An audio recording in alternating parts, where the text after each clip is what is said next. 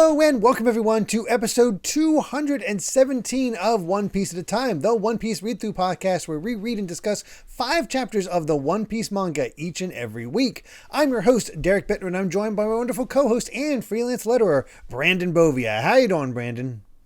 I'm doing pretty good. I'm, of course, Brandon Bovia, freelance letterer extraordinaire. And, I mean, you talk about it. You said 5 chapters each and every week. That's a lot of weeks. That's a lot of weeks. And after 217 of those, which includes movies and the live action show and all that, we have finally hit chapter 1000.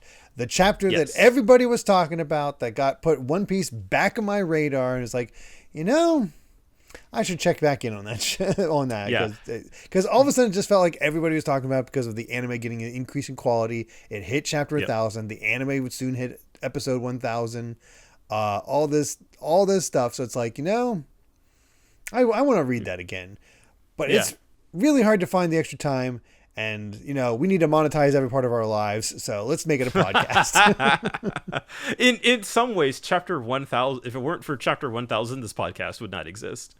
And I think that sort of heightened interest in One Piece and sort of like, well, holy crap, it's been going for 1,000 chapters, which is a milestone that, very few manga have the honor of reaching. And just, I feel like it may not have always been intended as such, but I feel like, the way that I've been kind of teasing it out for these, past few episodes, it's like, it's a big milestone for a reason, right? I feel like Oda chose the right point in the story to make chapter 1000. And it's awesome. It's great.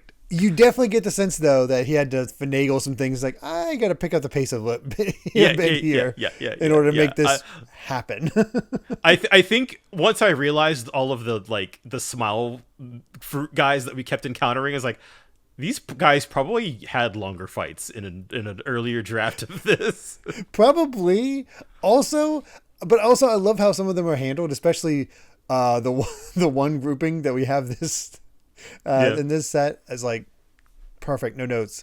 Like if you know about it, like, because I have been told that Oda was like, his editor was like, hey, chapter 1000's coming up, are you doing anything special? And he's like, oh crap, 1000's coming up, I guess I should do something. So you can if you read these chapters, you can kind of get the sense of that he's like, oh, I should do something special. But then you see what he actually put together, and it's like, well, damn. Yeah. Well, because I think in some aspects, and we'll get to it when we get to it, but like the actual point narratively of chapter 1000, I think we were going to get there regardless. I just don't think. Oh yeah. It was probably not going to be chapter 1000 initially. Yeah, you can see it being 1005 or something like that. Or, whatever.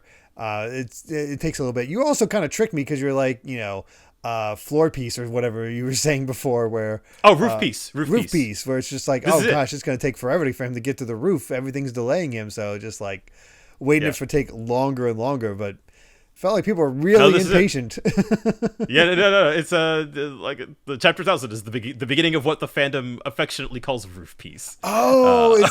See, my assumption was roof piece was trying to get to the roof, not spending time on the roof. Okay. No. We are. It is roof piece because of what is about to happen. Oh, see, I misinterpreted. Because it's so good. Oh wow! I thought it was all about trying to get to the roof. That's okay. Oh, clever. I'm glad. Just all those signs that you can be told something and you can still have complete wrong interpretation. That's, again, you never quite know, even with spoilers, you never quite know how things are going to turn out. Oh, no, not at all. And, I mean, it's a damn good set. There's a lot of things that just hit, and it really doesn't feel like it wastes any time. It's like, let's pick up the pace a little bit here. That's sort of the big thing with it. So, with that being said, let's get to it. Let's actually talk about these chapters, starting with chapter 996, Island of the Strongest, and our reader requests continue with Blackbeard getting a highlight. I like to think that the only reason that the reader chose to have this pairing is because, Blackbeard has hippo teeth with all the gaps. Yeah. Enough. I think so. Yeah, it's also a fun reminder of we haven't seen his time skip design too much other than that one other time. So yeah, I was like, that's right. This is the look now. I do love that he actually has a beard now. So that's again just kind of perfect. It feels like he's he's like a Pokemon. He's evolved. Like this is his final form. Exactly. But last time we had the last minute save of Nami, courtesy of Otama. Otama and Otama, I should say. Yeah, Otama. Yeah, exactly. Either way, yeah. It's funny how it all goes back and forth. Thanks to our Koma Inu and. Yeah, let's get out of here. Let's get away from page 1 and Ulta because these two are just not equipped for them. It seems. Yeah, I love we've got Nami and Usopp and they're all running away on the Koma Inu. And Nami's like, Usopp, are you all right? And he's like, blah, blah, blah, blah, blah. So of course you're not all right, but let's focus on the positive. I'm fine. And we should all be grateful for that. At least I'm okay. Oh gosh, it's interesting. I've seen at least a comment here or there where it's just sort of like some claiming that we're too lenient on Usopp's cowardice at this point until it comes to a head, as in the last time where he's like, "No, Nami, lie about it," and I'm like, "No, Because there's a certain level of the character that you need to keep at in order to still make it be Usopp. Like you still want to see that character development, and I still like to think that he is stepping up, but there's a lot of really strong people around, and he's still normal. There's only, at least to me, that there's only kind of so much you could do, and I'm kind of coming at it. I feel like. Kind of from the opposite perspective of how I felt when I was first reading this stuff, and not only Usopp but certainly Sanji, who also feels like there's sort of this interesting interplay between wanting to maintain character development, but not wanting to throw off the balance of sort of like the crew dynamic, with everybody's kind of strong personalities. And it feels like if it was like, oh, Usopp's just not scared anymore, then it's kind of like, okay, then who is he really? In the same way that Sanji, he'll always love the ladies, and he's not as much of a freak, but he's still very much a ladies' man, even though he almost got married. But like those are still kind of those are like strong aspects of those characters that I don't think you can just like character development away and then all right, that's their thing and it's just gone. Yeah, like if I truly believe that Sanji had gotten married, or gotten into an actual relationship that he remembered with Pudding. Oh yeah, that's also the other thing. He'd be faithful. I have no doubt in my mind about that. But because he doesn't know that, he gets to be a little bit more typical Sanji. But thankfully not Sanji at his worst. I this think is that's also perfectly acceptable Sanji, as we'll get to. And I think that I'm still kind of of two minds of the Usopp stuff from last week. I think I'm gonna sit on it before I really say anything too strongly one way or another. I mean, my feelings haven't really changed on it, but it's one of those. I'm at least kind of open to other people reading it in different ways. Yeah, I did see an interpretation where they were like, it's calling back to Belmare, Nami's not saying I have to tell the truth because Belmare is like, I can't lie. I have two daughters. I'm not going to deny that. So it's a callback to that. And you can sort of read Usopp as being the Gen, the windmill hat guy, was thinking, hey, Belmare, you just need to lie and you'll be safe. So you can kind of read that interpretation of that dynamic right there, but I don't think it's worth throwing Usopp under the bus. I think that's where I come down on it. I think like If that's the if it were another, like if it would have, say you replace Usopp with like one of the Yakuza guys, in that or scene, Shinobu, somebody or something like that. Yeah, somebody who doesn't have like that as close of a relationship that they could, But I think with it being Usopp specifically does feel like it's kind of punching down a little bit. Yeah, a little bit. But enough of all that. Here's a giant baboon fighting a dinosaur. Oh yes, of course. It is funny. Like Nami is like, how would it? Otama, why are you even here? It's like, we got to ride on the enemy ship. And it's like, how did they fit a giant lion dog and a baboon? I have to assume she took over some more smile fruit people.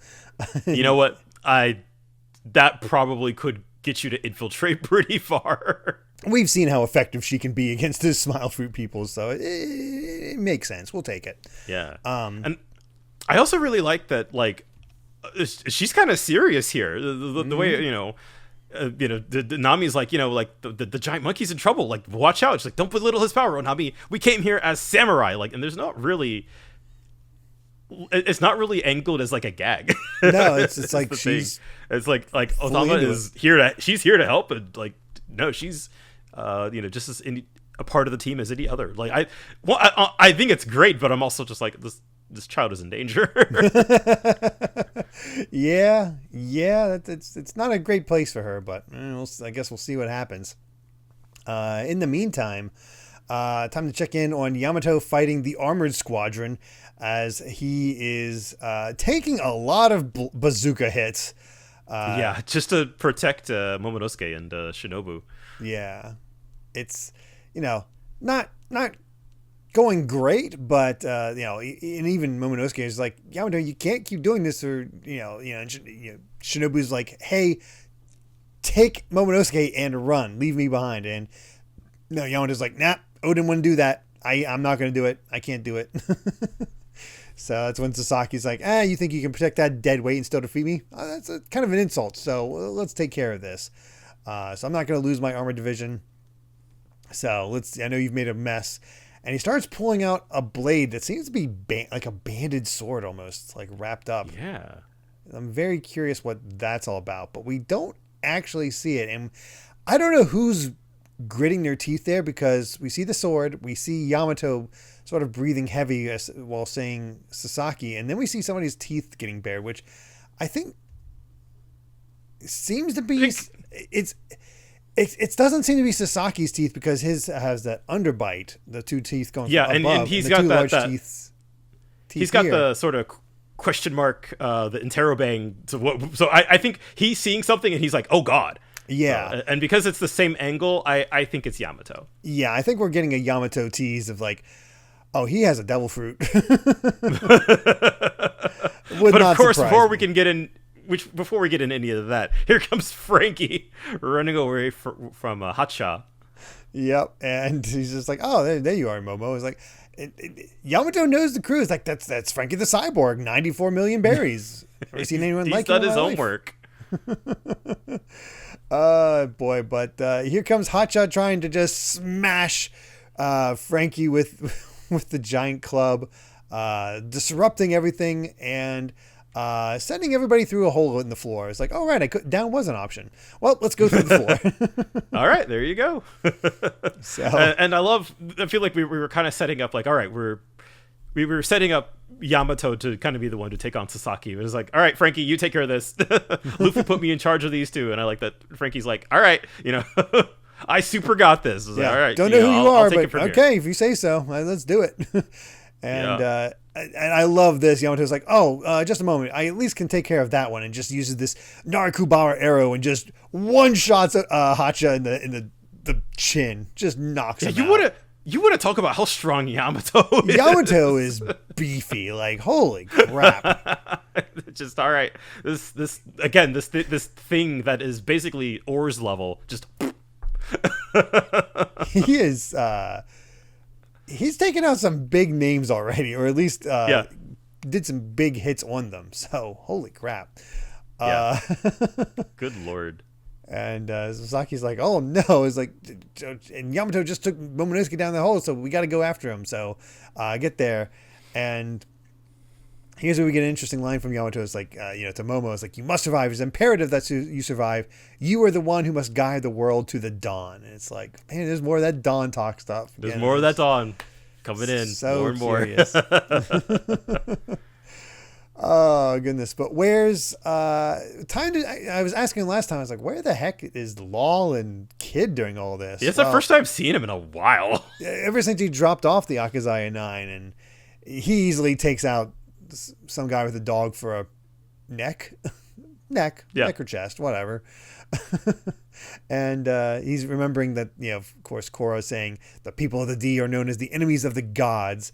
And him saying, my true name is Trafalgar D. Water Law. And it turns out that's him talking to Robin, where he's like, you're the only one I would tell this. And Robin's like, well, yeah. As it transitions into the flashback, we see that in the basement of Onigashima, there's a friggin' poneglyph. Yeah, turns out there's one that's sort of hanging out there, but it's not the red poneglyph. It's just a standard one. So we still have not found Kaido's red poneglyph. So yeah, we don't know where it is yet. Man, we got two. We need to get that third one. It is. It's sort of lost in the sauce of everything else going on, but that is sort of like that's right. Third objective here. Like, oh, right, we need that. Certainly. Yeah, but this discussion between Law and Robin is really interesting, because I feel like it is sort of, it's just like in a little way establishing kind of what Law, what his kind of goal is moving forward, right? Where he says he wants to. So much about revenge against Doflamingo for so long. So what's his new goal that he's gotten that revenge? And Robin's like, I don't have any answers for you. Luffy may not care, but I do find the D name to be fascinating. And he's like, so the only way is to follow the red stones? He's like, yeah, and that means beating the 4 emperors. Not that they'll make it easy. And he's like, no, this is not the red stone I need, but Korra, I've made up my mind. I want to know the meaning of this checkered fate. So Law's goal, discover what the will of D is. Oh, I like this goal. Yeah, and that also that it is sort of informed by, what he had learned from Corazon. I think is really, really cool. Like this is not at all where I thought, what are we gonna do with Law, right? Yeah, right. We took care of him, but he's popular, so we need him to stick around. What do we have him do? Well, we did make him a D, so let's see what we can do with this. Yep. But in the meantime, Kid is fighting through everything while taking every scrap of metal along with him. Jesus Christ. And I love that he's like, do you think we got enough, killer? And he's like, good question. Our enemy is the strongest pirate in the world. You can't have too much. Good answer. They're getting ready. They're heading straight for the roof.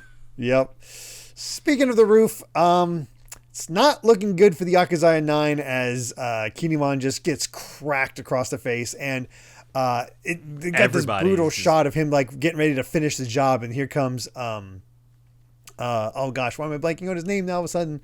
Our undercover samurai just stabs him in the side, and then he throws him to Kyoshiro.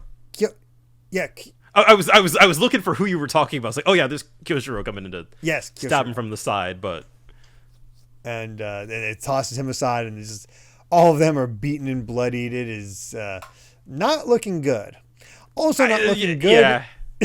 Like their time is up. Like, okay, well, yeah, you guys did your best. Not to admit to playing my cards too early, but like, they had no shot. I mean, we knew that. Yeah. It comes down to one thing and one thing only when you have the fight against Kaido. There's only one person that's going to take him out. Yeah. That being said, I do think that Oda did a great job with like just selling how hype it was, because they were the ones who got the drop on him. They were the ones who all like stabbed him out the window, and they all got like a whole chapter to themselves just to really, really do all their cool stuff. So I'm satisfied with it, but also, oof. Yeah. I mean, we saw, but it was a fun fight. It was, again, showing off what they could do. Got some really cool moments out of all of it. But it's also, makes sense. None of them really had the opportunity to really train as they should, because they either got sent to the future and had very little time to actually train up anymore, or were living in these conditions and not really having a chance to train up. Izo's the only one that really would have a chance to get truly strong. But I guess it just didn't happen. That's just how powerful Kaido is. So, but speaking of trouble, here comes Big Mom. She's back going through the performance floor. And I love how she's like, we got all this Ice Oni stuff going on, and everyone's like, "Oh God!" And it's just like, I'm going up to where Kaido is. Like, all right, I'm running right past this. Yeah, I don't need to mess. I'm not dealing with this. Yeah, nope. And then we finally leave off with Luffy, Jinbei, and Sanji almost making it to floor 3. The roof is above the 5th floor, so we just got to get there. We're almost there. And Sanji sounds like, "Hey, do you guys hear that?" It's like, "What? Can't you hear it from the 3rd floor?" And he's like, you hear this stomp, tromp is a sort of a musical way. "Come, my dear, that's it. Yeah. But my lord, you mustn't. It would be so naughty." Just like, no. Oh, no, Sanji. That's bad.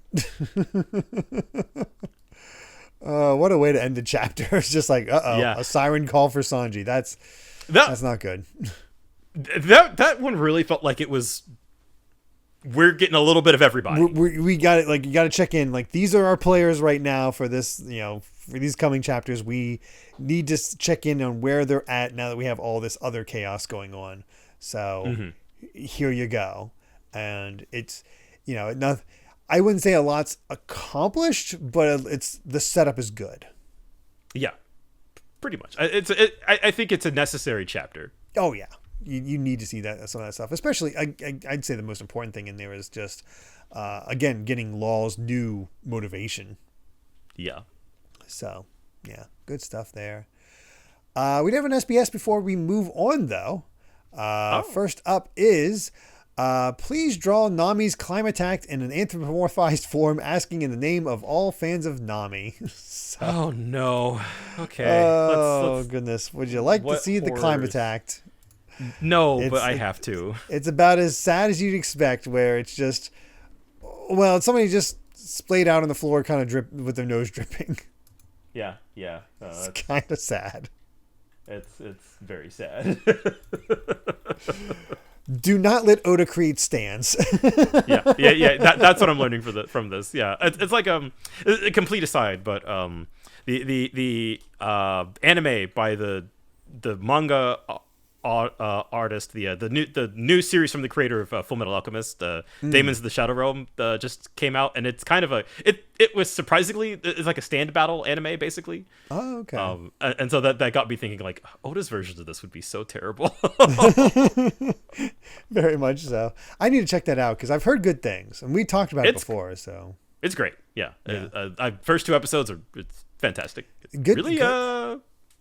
From what I hear, seems like a good season this year between that and Witch Hat Atelier and Steel Ball Run starting. Well, starting. Well, it's Netflix. So Yeah. It'll start again in fall. But that was all I had to say about that. Next up, when Usopp was rescued by the Kuma Inu and Tama, he said, but could he perhaps have intended to say Ore o Dorada to Omoteru? I don't know, I'm bad at Japanese. Who do you think I am? For the moment being, though, I'm just glad Nami is safe. And Oda says, "Incredible! Good job on deciphering it. If you good job on deciphering it. You are correct." So that's what Usopp was saying. Oh God, Japanese fans are insane. Yeah, they are. Suddenly, Oda's humor makes more sense. Next up, when Kaido eats fish, does he eat their skin too? Oda says he'd say that he thinks their skin is tastier. When at the table with others, usually things go like this. Hey, man, can you skin me this fish? And he'd be like, of course. Here, I ate its scales for you. It's just like, okay. Okay, sure. All right. Do you really do you want to eat Kaido's sloppy seconds? No, I'm good. I don't. I'm good. There's a lot of small questions, this one. Among the Straw Hats, who cuts someone's hair when it grows too long? Oda says there's 3 of them who are pretty good at cutting hair, so whenever someone's in need, they'll ask them. The 3 in question, Usopp, Sanji, and Robin. So that's who does the haircut. Oh. Yeah. Interesting. Yeah, I honestly expected Nami to be in there, but no, it's Usopp, Sanji, and Robin. Based on a scene from much later, I was expecting another Straw Hat to be in there, but guess we'll see. It's a little thing. Yeah. And finally, about Toko's moment, or in other words, Yasuie's wife.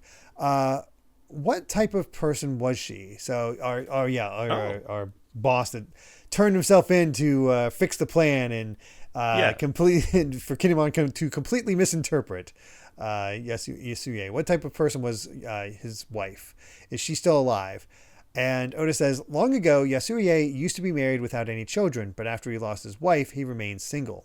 After losing the Kaido and surviving, he found a little baby at Ebisu Town. That baby was Toko. Toko does not know yet that they are not connected by blood. Oh. Wow. Come on. Oh. Jesus. I did not expect that. They're not actually related. Yeah. Way to bring down the mood. Seriously. Jeez. Wow. What the heck? No, that's really interesting, though. But I don't think that's ever addressed in the narrative itself. So I love how Oda just has these kind of quietly tragic stories happening here. Yes, seriously. But let's go ahead and get to our next chapter, 997 Flames. And I love this opening. Sanji it's very very fitting. It's very fitting. I love that Sanji has mastered the looking from the corner of your eyes. Yes. Nobody does it better than him, from the complete opposite direction. And I love how upset this 3-sword style raccoon or raccoon dog is just getting ready to smack him. Lock in, Sanji. Lock in. Also, love the small detail. I don't know why, but I always find it kind of fun when you see the return of Nami's skirts that have the circles on the side. Like that's like classic outfit right there. So it's always neat to see. But let's get into the chapter itself and see how Sanji's doing as he hears a woman calling for help because she's still going, but it's so naughty. And through a panel in one of those paper windows, he sees the scene out of, I don't even know where this originated, but the whole thing of like some samurai lord unraveling a woman. This woman's dress. I don't even know. Says, it's the famous sexual harassment technique of the land of samurai. The powerful man tugs on the sash of the helpless woman, and with each spin, she's not just losing a part of her cloth that covers her body, she's losing herself. I mentioned before, because this came up in an SBS a good while ago, actually, and I think I mentioned that Oda had said that he didn't have time to put it in. Here it is. Oh, I forgot about that. I forgot that somebody had asked about this trope. Yeah. Of course, he found a way. He found a way to put it in. And of course, because he says, "Don't you dare get away from her!" And he kicks the door down, coming in all heroic, and it's a trap. Yep, stuck in a spider web, and they're caught. As soon as they see him, they just smack him across the face, like a big old kick, and he's taking a hard hit. Down he goes, wrapped up by the web, and they're just making fun of us, like, another would-be hero with impure motives. Blackleg Sanji from the Straw Hat crew. Ooh, a bounty of 330 million. You're big time. And he's like, you got in time. I'm in a hurry. It's like, ooh, he's trying to threaten us, and that's when we see whose trap this was. Black Maria's. She's finally taking part, but this is a bad matchup for Sanji. This is like I was gonna say, I feel like we kind of get some of our some matchups in this set. It's like, oh, Sanji's here. Which, to be fair, we'll see how long this lasts or what Oda does with it, because it's kind of the same setup for that was in Enies Lobby, where it is. Yeah, everybody's splitting off, matches are starting up. Sanji gets the woman, so he can then get a crap beat out of him. Yeah, at least.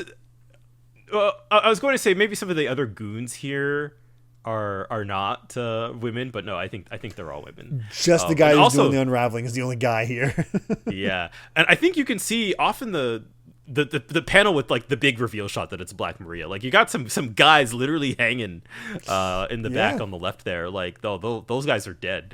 And of course, Black Maria, she's very imposing. It's like, I have a soft spot for boys with rough edges. What do you say? Do you like me too? And then Sanji's like, boy, don't insult me. Untie me. You want the truth? The truth is, I love you. It's just like, oh, he's just playing right into it. Yep, that's Sanji. That's Zeph. You might have taken it a step too far with this never heard woman thing.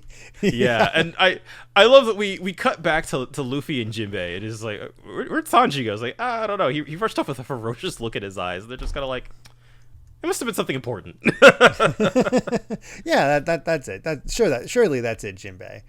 And then I love this joke. So here's two more weirdos for the headliners. A woman that got the gorilla smile fruit, and her arms are gone. They're just into this gorilla's chest, and so her arms are the gorilla's arms, but it's has full control of it because it also has the gorilla head there. So it's just eating banana and dropping crumbs on her head. So again, a terrible setup.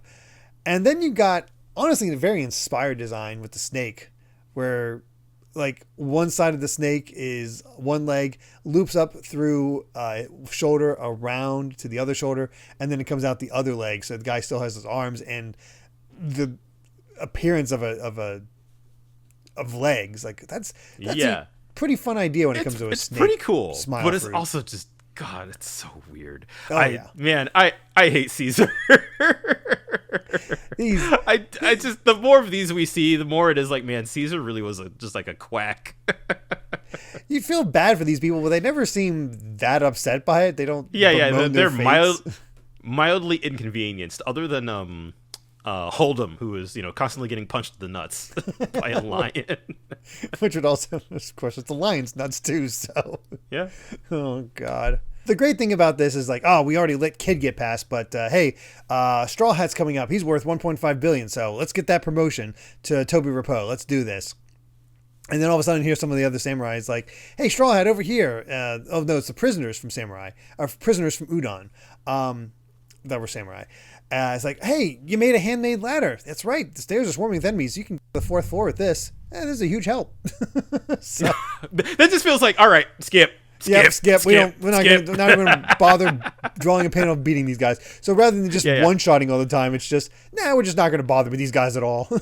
Yeah. I feel like we've one-shot so many at this point that and we've lost Sanji. It's just like, all right, moving on.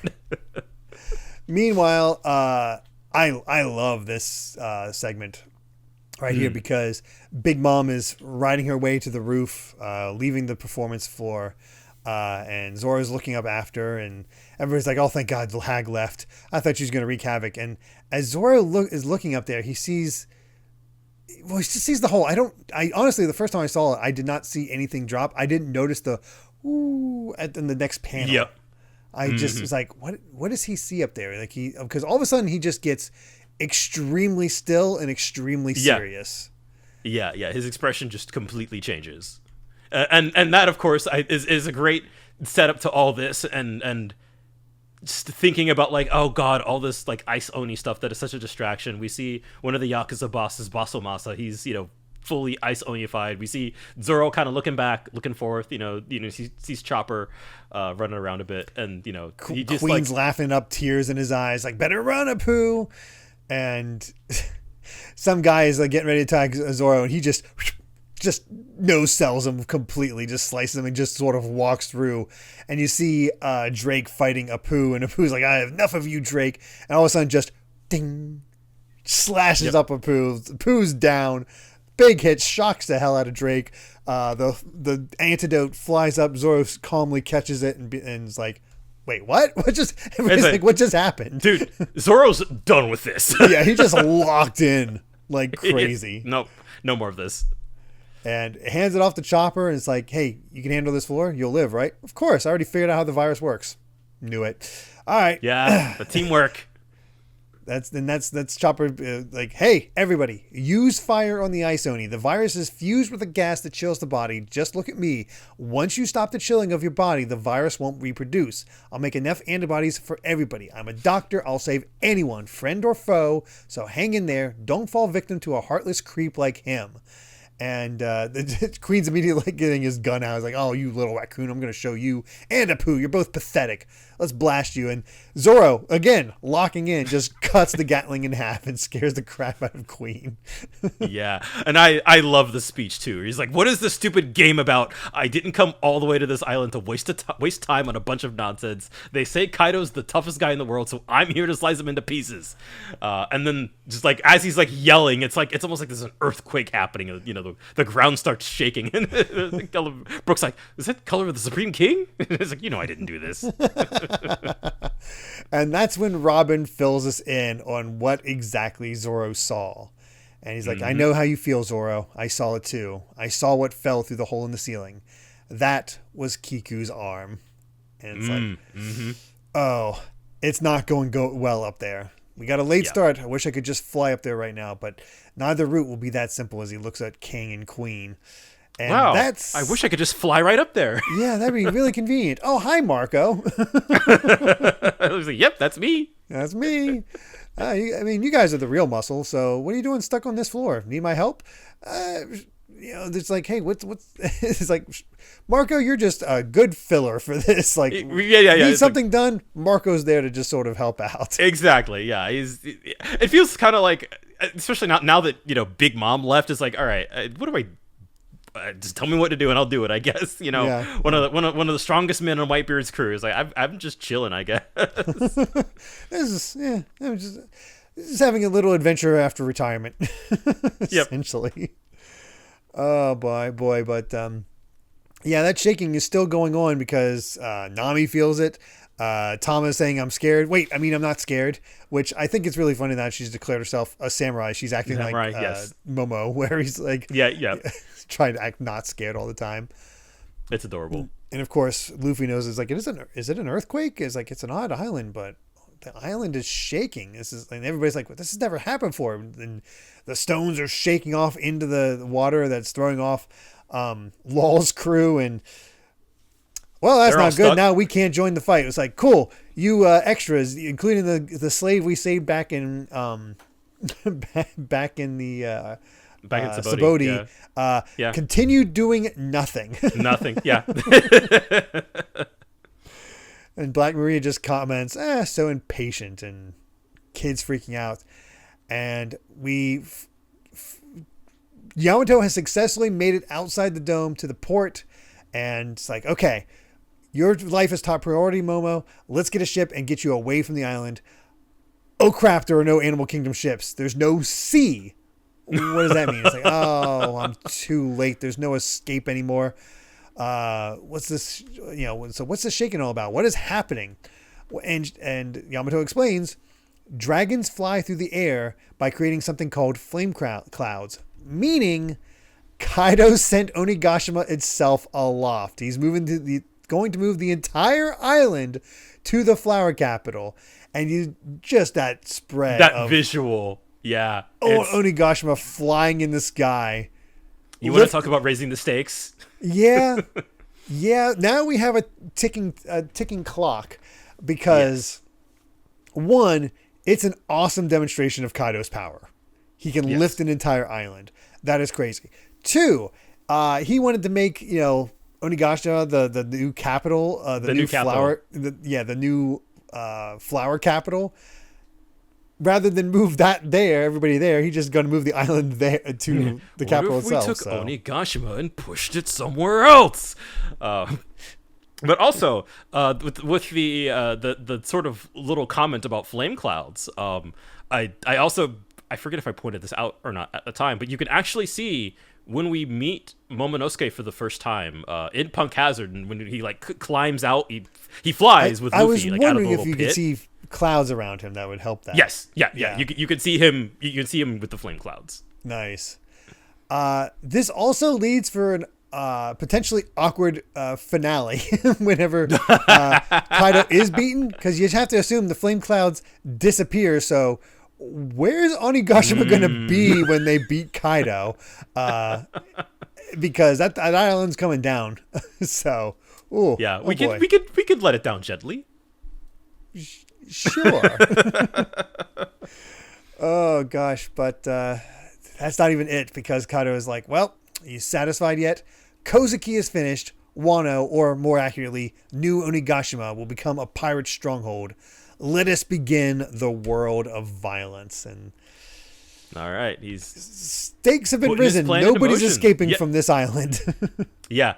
I feel like with the Enies Lobby comparisons, it is like, what if Enies Lobby was a ticking time bomb?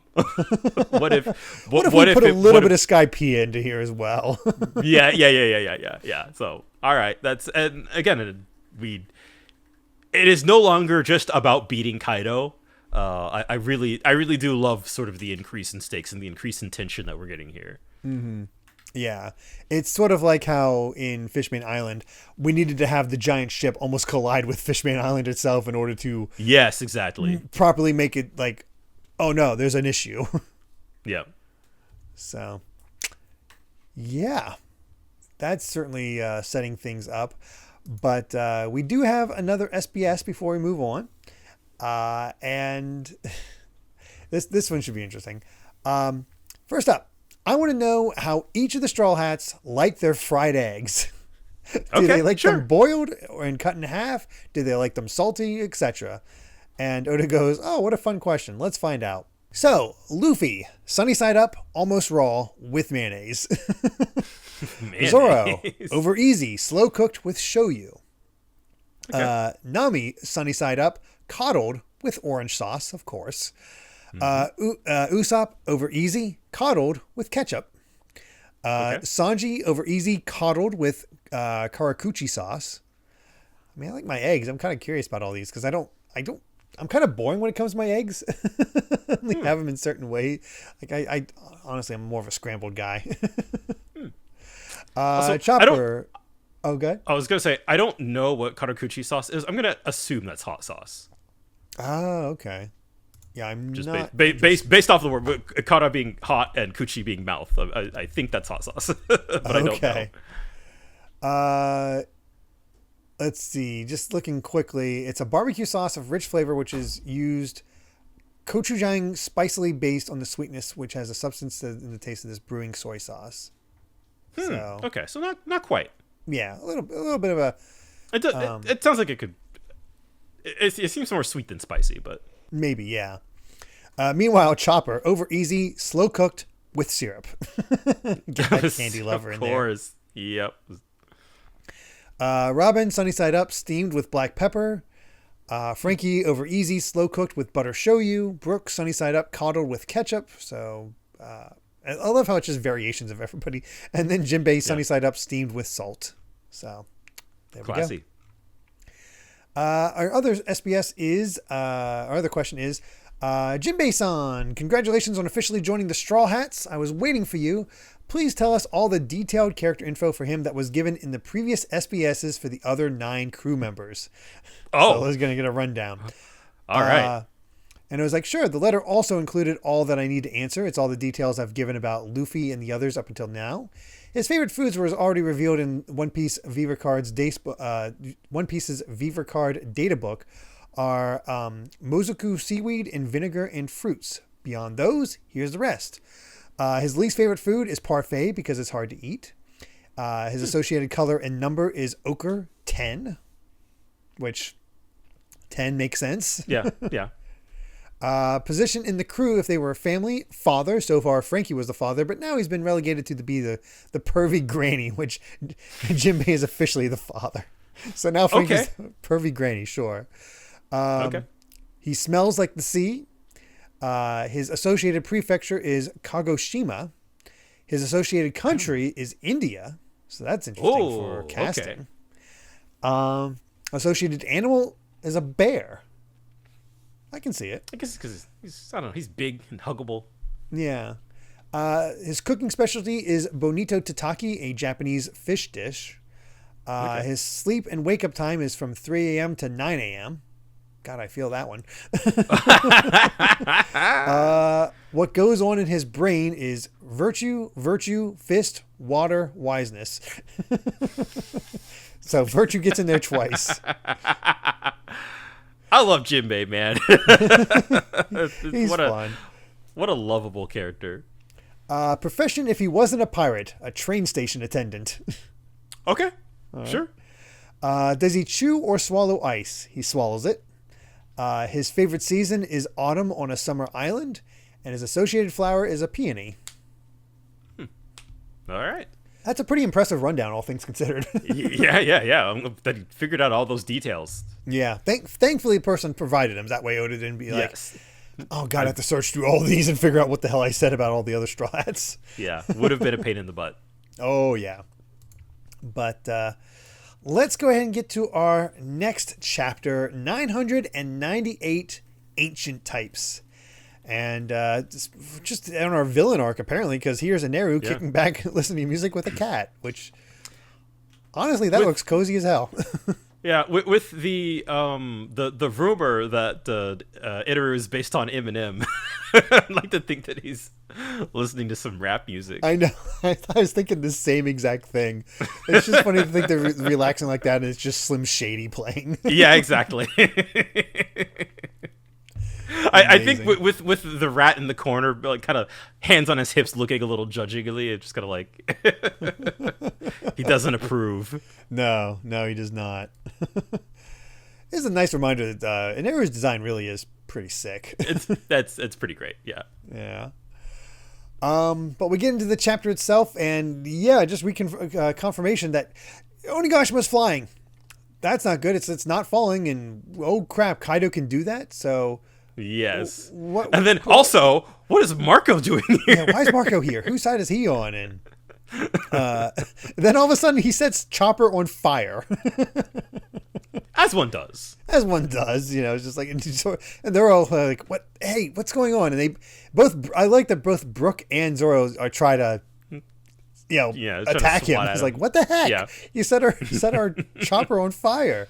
And that's when Chopper all of a sudden goes, "Huh? Strange, I'm burning, but I don't have any burns. The fire is at just the right temperature to hold back the virus." And here comes Chopper's assistants, the mink Dr. Miyagi and the nurse Tristan. Like, I'm amazed how much these two have just stuck around since Zoe. Like, yeah, right? Background characters to the same degree as the frickin', the musketeers and whatnot. Yeah, I kind of wish they would join the crew, honestly. It would be really cool if Chopper had assistants. Yeah, seriously.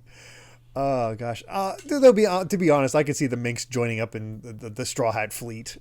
They might as well be, I feel like they are not officially a part of the fleet, but they're part of the fleet. They're part of the fleet. even at this point.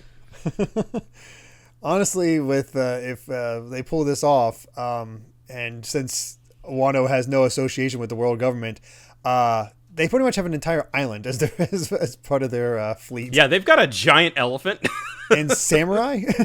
That seems pretty handy to have. Yeah, they're good. We don't need no world government. No. But yeah, they're set up and ready to go. It's like, hey, we're ready to produce more of this antidote, so let's go this way. And Chopper's like, cool, I can actually focus on making medicine in the tower, so let's go there. But all of a sudden here come a bunch of ice oni, so I gotta get away from that. And then Marco's like, they'll all need it one way or the other, and just uses this Phoenix Pyre Apple to set everybody on fire. Great name. Fantastic. So good. But everybody's screaming like, it burns it. oh, it's actually not that hot. And it's like, oh, I felt the chill melting away. It's like, and Boss Omasa's conscious again. So everybody's feeling a lot better despite being on fire. Yeah. Oh man, thanks, Marco. You're a lot of help. Yeah. Who knew? Yeah. Like, okay. Queen's kind of pissed. It's like, you're ruining my fun. And he's like, I got their body heat back up. But like you said, if they run out of stamina, they'll turn right back into those monsters. So, it's all on you. And that's when Queen is sounding out. It's like, hey, get the antibodies back on the double. You know the enemy isn't going to bother saving you. And they're like, you think so? And, no, you don't know. Very Chopper. funny sort of sort of the enemy's morals versus ours. Yeah. It's like, he's not going to help you. It's like, trust me, the guy who poisoned you in the first place and put you in this situation. Yeah. It might be my fault, but they're not going to save you. Marco quickly assesses the situation otherwise. Like, okay, I got a handle on it. Hey, Zoro, you want to fly up to the roof, right? I'll help you. You guys aren't meant to be slumming it against these no names. So yeah. Luffy gets a little ladder as his shortcut. Marco's just like, I'll just fly you up, man. It's chill. It's fine. We don't want Zoro running off on his own. He's just going to get lost. So let's just that is also true. Yes, we want Marco to escort him. I also like, hey, we need you guys to pair off against actual fights. So let's get you out of here so you can actually do a fight. But they're going to head out. And, Brooks wants to stay behind for Chopper, but Hyogoro and is like, no, we're going to keep your raccoon dog friend safe. They can never identify Chopper. Oh. And Apu is just like, no, you're not going anywhere. He's getting up, trying to look all threatening in his shadows. And Chopper runs off, is like, okay, shut the door. Apu's coming for them. He's getting ready to attack. And Brooks getting ready to defend when all of a sudden Drake transforms into his Allosaurus model and just bites him out of the air. Again, I love how much Drake just hates this man. I could almost see, like, he throws him to the ground, but I could almost see, like, all he has to do is just bite, and that's it for Apu. Yeah, that's it. Just snap his neck. And I also like that, it has the secondary effect of for Drake to being like, if you're capable of seeing me as a true ally, then go, leave this to me. Like Zoro's like, at least you've got a talent for picking the winning horse. Oh man, I love. It is sort of funny that Apu's just sort of like, of all the worst generation, he kind of seems to be the weakest. He's just kind of become the butt of the joke. Yeah, he's just not much of a threat, not much of a personality. Honestly, I'd feel bad for the long arm tribes getting some poor representations if we didn't have that one punch guy that's in the Straw Hat fleet. I forget his name. Oh, yeah. Otherwise, we either have Apu or the guys who captured Brook.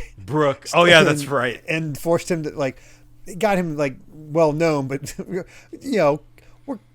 kind of advantageous managers taking advantage, trying to, work. Yeah, that whole weird thing. Yeah. Anyway, back to the fourth floor. Jinbei's still wondering. He's like, perhaps Sanji sensed a powerful foe and is keeping them down on the third floor, off our back. And it's like, technically true. Yeah, kind of. It's like, oh, right, I still have a lot to learn about the color of observation. So he's like, I'll do soon. That's right, I love that there's like, Sanji's fine. Yeah, well, we don't have to worry about him. Yeah. But Jinbei's also like, I think it's going to have to apply to me as well.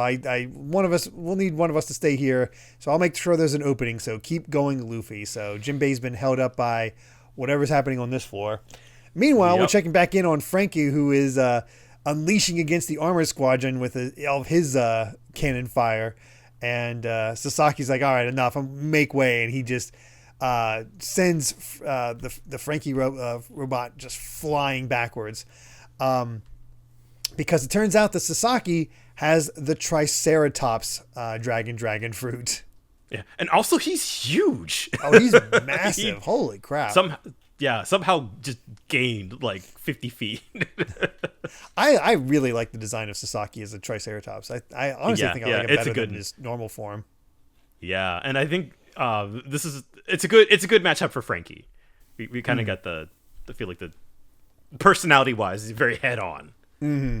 This seems like a good matchup for Frankie. Yeah. Like I don't see this one shifting away. Friggin' mechs versus dinosaurs. Hell yeah. And he's like, you can't do any damage now, robot. And Sasaki's just completely, confident in himself. He's like, I give up. I'm the most powerful kind of animal that ever existed. Which is really funny to say, considering we just watched live action season 2 where Zoro and Sanji cut down a T-Rex. Oh yeah, that's right. It's like, are you sure about that? I mean, yeah, they're powerful, but if only it would be so easy. Yeah. They got proper training. Going back to Sanji, he's trying to run away, but we got these yokai-like girls stretching their necks and bodies, trying to get him. He's like, don't run away, not so fast. Why are you running? And then we see Black Maria's devil fruit, which honestly I didn't recognize as a devil fruit at first because her top half is kind of the same. But she's spider fruit, ancient type, Rosamigal Gravulgali model. I've never heard of that before. I didn't know that there were ancient prehistoric spiders, which I guess makes sense, but yeah, it's horrifying. Let's take a look here. Oh yeah, that's just a big old spider. What the? How big are we talking? Although I don't know if I want to know. Let's see here. I'm trying. Apparently, it is from the Triassic period. I'm trying to see. It's a small megalomorph spider that may have only reached a centimeter in size in life. The larger specimen has a 6.8 millimeter long body. They have up and down fangs like tarantulas as opposed to pinching fangs that move toward each other with thick bristles right above the fangs on the let's see. So I guess is it just big because Black Maria herself is big? It's just big because her. And then I was looking at the pictures, and well, you look at a picture of a spider, and it just looks big. It looks like a spider. Yeah, like you do those close-ups on them, it's like ooh.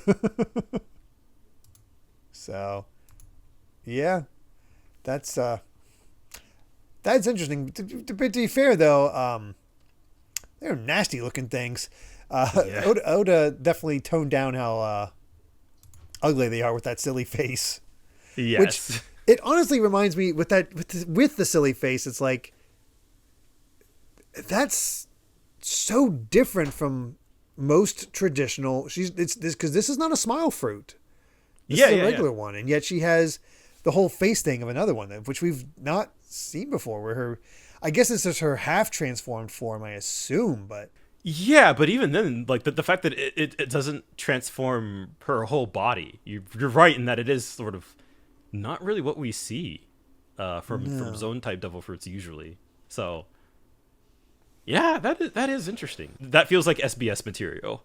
Yeah, like her hips are coming end at the top of the spider face's face. Yeah. So. I don't know. It's definitely freaky. Like these are monster women for sure. Yeah, and she's of course coming in from the ceiling, hanging upside down. And with how freaky this spread is, I do love the build up to this gag where Sanji tied up in the spider silk is like, I got to get out of here, but no matter which way, look, women, and they're all like.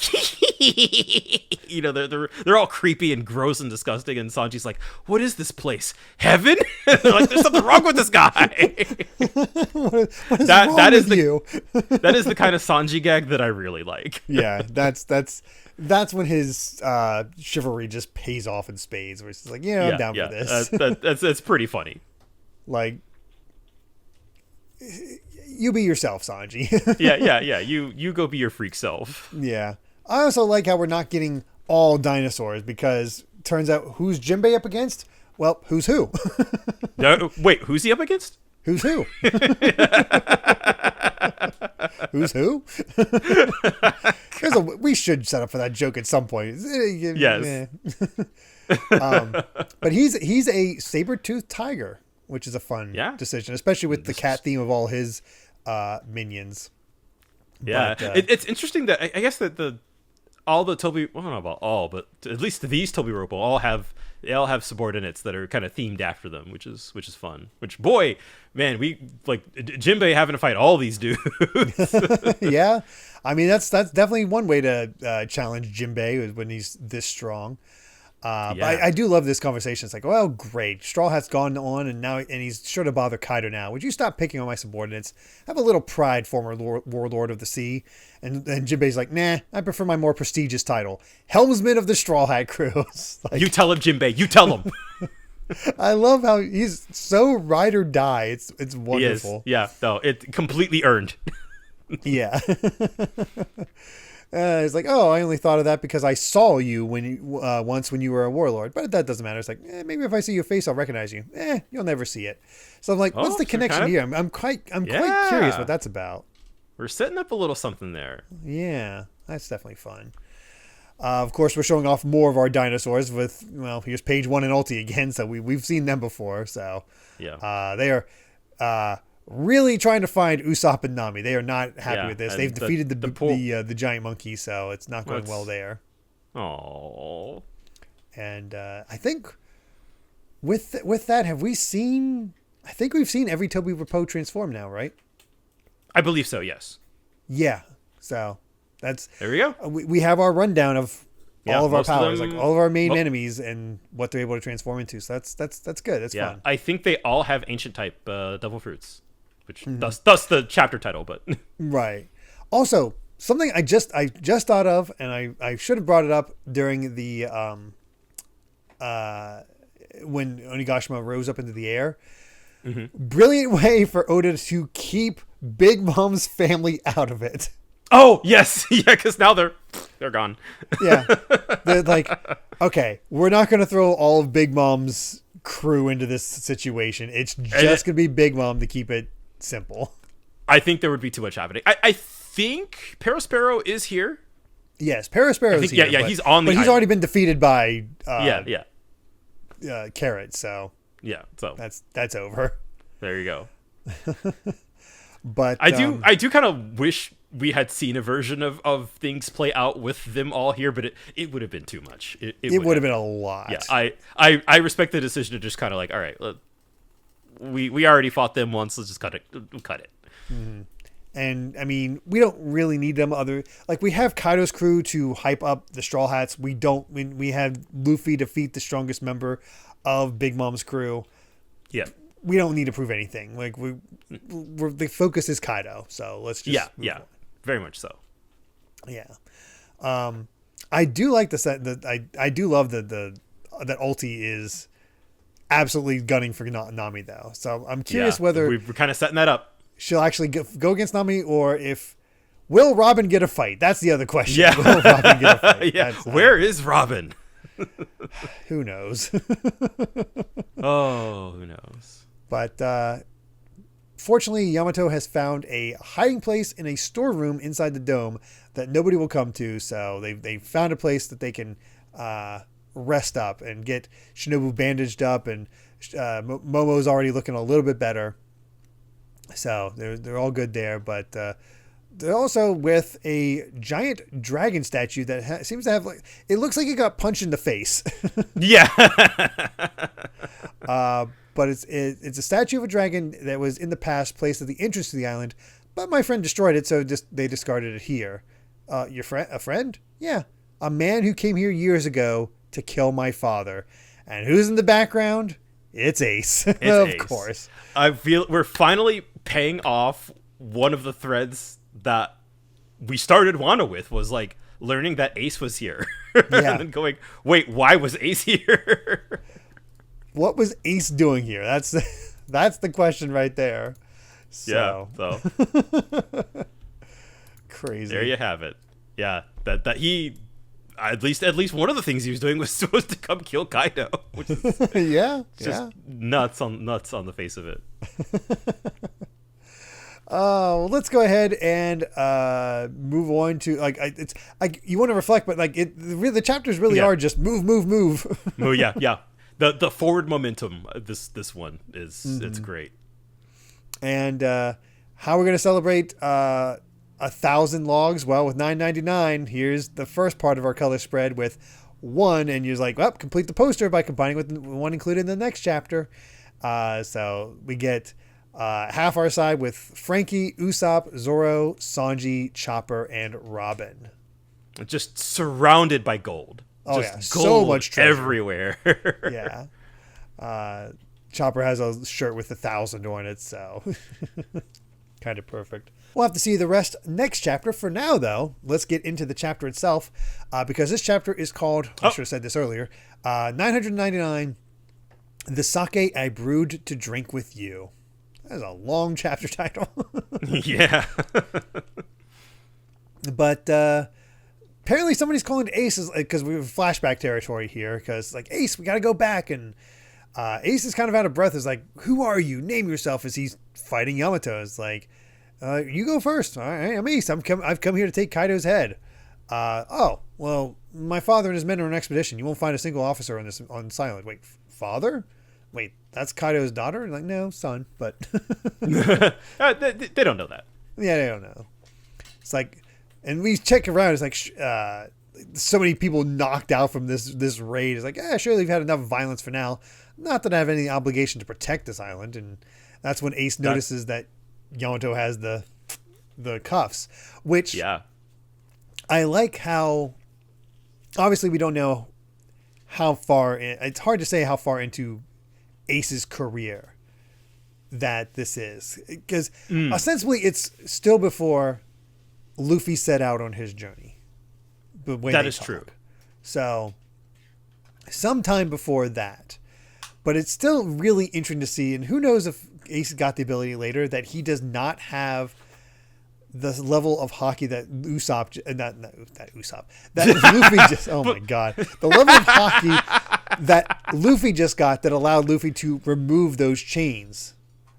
So he's not on Rayleigh's level yet, I guess is the way to put it. Mm-hmm. Yeah. It's weird to think of that Luffy has probably surpassed Ace at this point. Oh, 100%. Yeah. I'm so used to the idea of like, oh, Ace is stronger. yeah, and you know, he's sort of the cooler older brother, and I mean, and he's certainly stronger than Luffy is at this point in time. Whenever this might be, you know, kind of probably 3-ish years ago. Mm-hmm. But post time skip, no, Luffy's caught up. Yeah, like, for sure. He grew quick compared to Ace. Yeah. And well, I like that. This kind of one little panel where they had come to Onigashima to save some abducted children, which is dark. Yeah. You just got the you know, one of the mothers just thank you, just bowing. Which is like, oh geez. But like, you know, he's still, you know, duking it out with Yamato, or he's like, doesn't make sense that somebody this powerful isn't the captain. And Yamato's like, I've just been sitting here bored. I'll be your opponent. And then they start fighting.